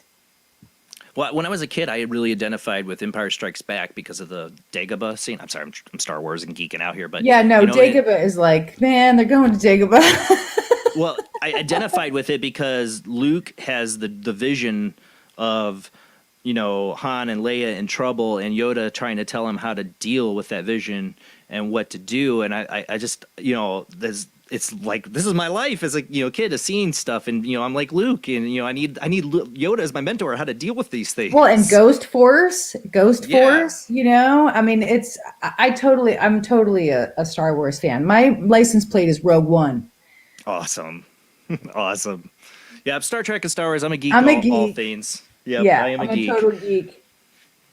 I'm proud of it. But like I said, when it came to like going to a church, I went to Sunday school for just a very short time. And like I went to a Catholic high school. Like I would be jealous of people that were like Christian. I had friends that were very deeply Christian, and we could actually have conversations. They weren't totally judgmental. You know, I mean, some Christians are and some aren't. You know, it depends on their openness. But, you know, but they were very devout Christians. I had friends that were totally part of a church that believed in speaking in tongues, and we'd have great conversations about stuff. But I was always jealous of their faith in God and the belief in it, because for me, I'm questioning everything. I believe there's an afterlife. I believe there's this force and this will that's pushing us, but I don't know what it is. I don't have solid faith in anything. I've been to every church.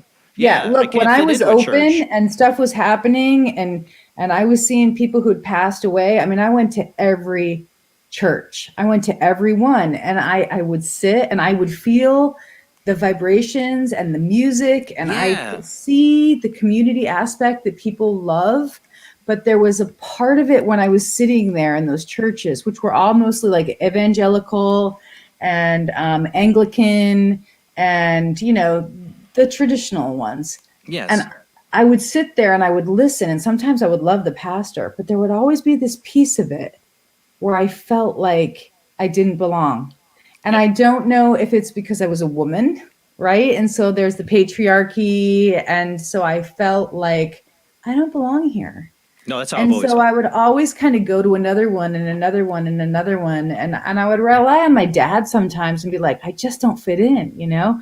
And he would say, keep searching, you know, keep searching. And so I have reconciled that piece now. And I don't go to any church affiliation. I just look within my heart, and that's where I find it. My aunt used to have a saying, I go to the church, what's happening now? Yeah. That's kind of, you know, I try, you know, it's not that I went to different churches, but I would talk to different people, different faiths, and try to get to know them. I've been to some churches, and I've always felt out of place. Part of it's dogma. I have and this goes maybe back to past lives. We talked about this on a couple shows back. That I had two visions of past lives that explain why I'm wired this way and why I have such an angst towards dogma of religion.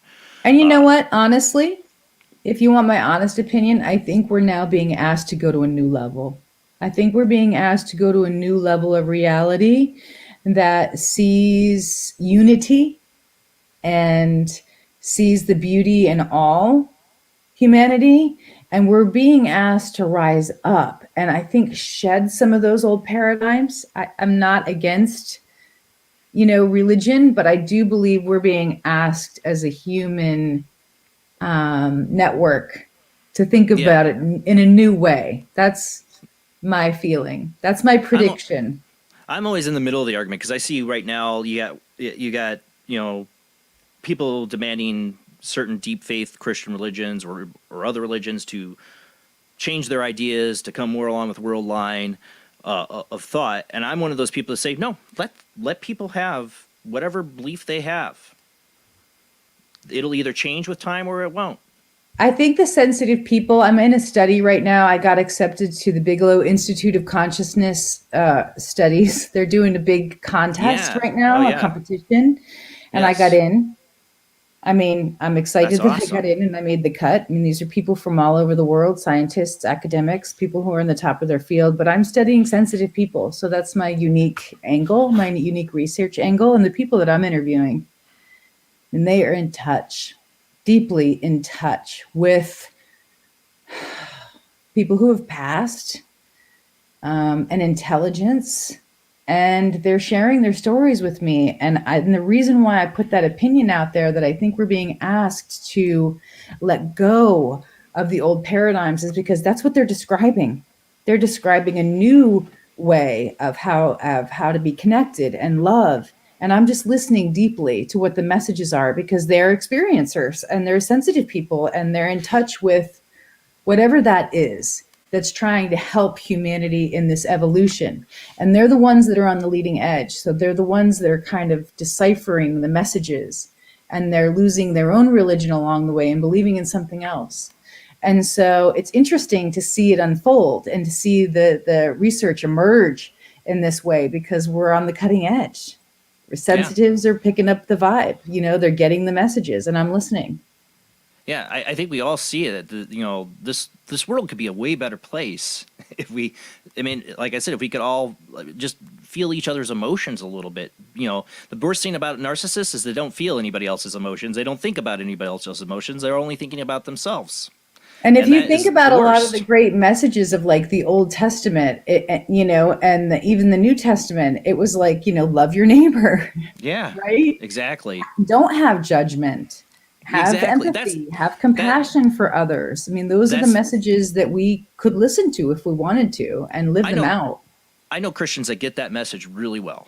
They do. They don't judge people because they're gay, or even if they think the Bible says it's a sin, they don't judge them. It's like, that's for the God, that they give them love. And then you got the whole other spectrum that goes to the hate side of hating people because the Bible says they're a sinner or says that's wrong. Well, my biggest thing ever since I was a kid, and this is, like I said, I believe this is from a past life because I'm hardwired this way, is like, who the heck are you? I don't care there's a book that says that. Who the heck are you to judge anybody? Because I thought that book told you not to. Well, the Council of Nicaea, where they get all these men around and decide what goes in. I mean, it was all about power and control, right? Yeah, and so there's manuscripts found all around the world. I mean, Nag Hammadi text. I mean, Thomas, the Gospel of Thomas. I mean, then there are all these visionary works. And they weren't even involved. They weren't even included in the Council of Nicaea because they didn't can imagine fit how the Christianity doctrine. would have been totally different if it wasn't for the Council of Nicaea or a number of other, Constantine and other people that changed the Christian religion. You imagine how different it would have been if you really get into like the Gnostic, not a Gnostic, but Gnostic texts. I know. The Book of Thomas. How I know, different it and would have I've been. read a lot of them, and I've searched, and I've done comparative religions, and I love it. Yeah. I just feel like I don't ascribe to any one doctrine if there's Me a neither. God in that doctrine. Closest thing I got is Jediism. the Yeah, Force. and I'm totally down with that.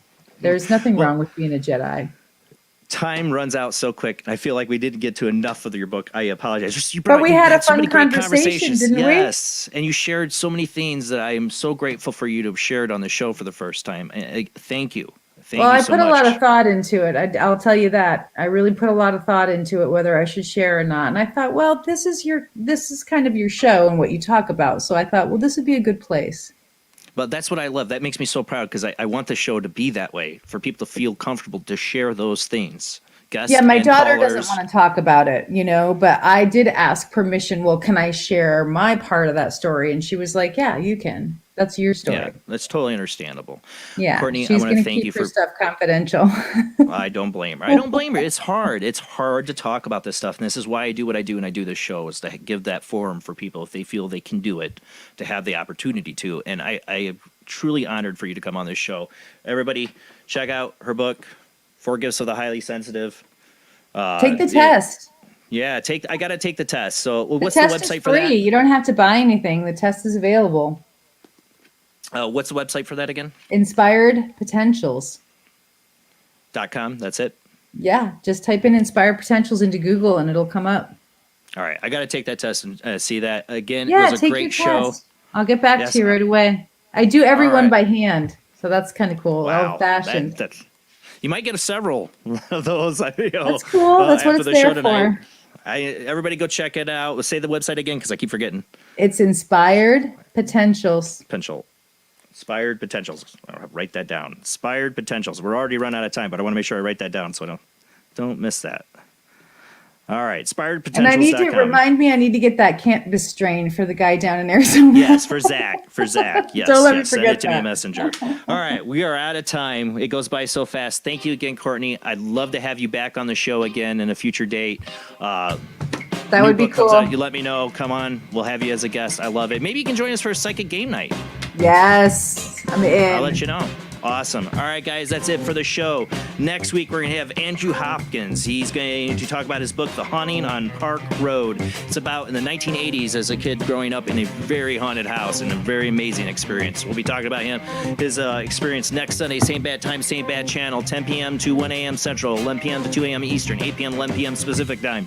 Check us out on YouTube, Facebook, Twitch. Don't forget to subscribe and follow. And thank you to all of our Patreons out there. The $2 a month donation helps pay the bills for the show. I thank you. Greatly appreciated for those who help. And greatly appreciated everybody who shares the show out. Keep sharing. Keep telling people about Paranormal Soup, an open forum where they come and talk about their own experiences and learn from others. All right, guys, have a great night. See you next Sunday.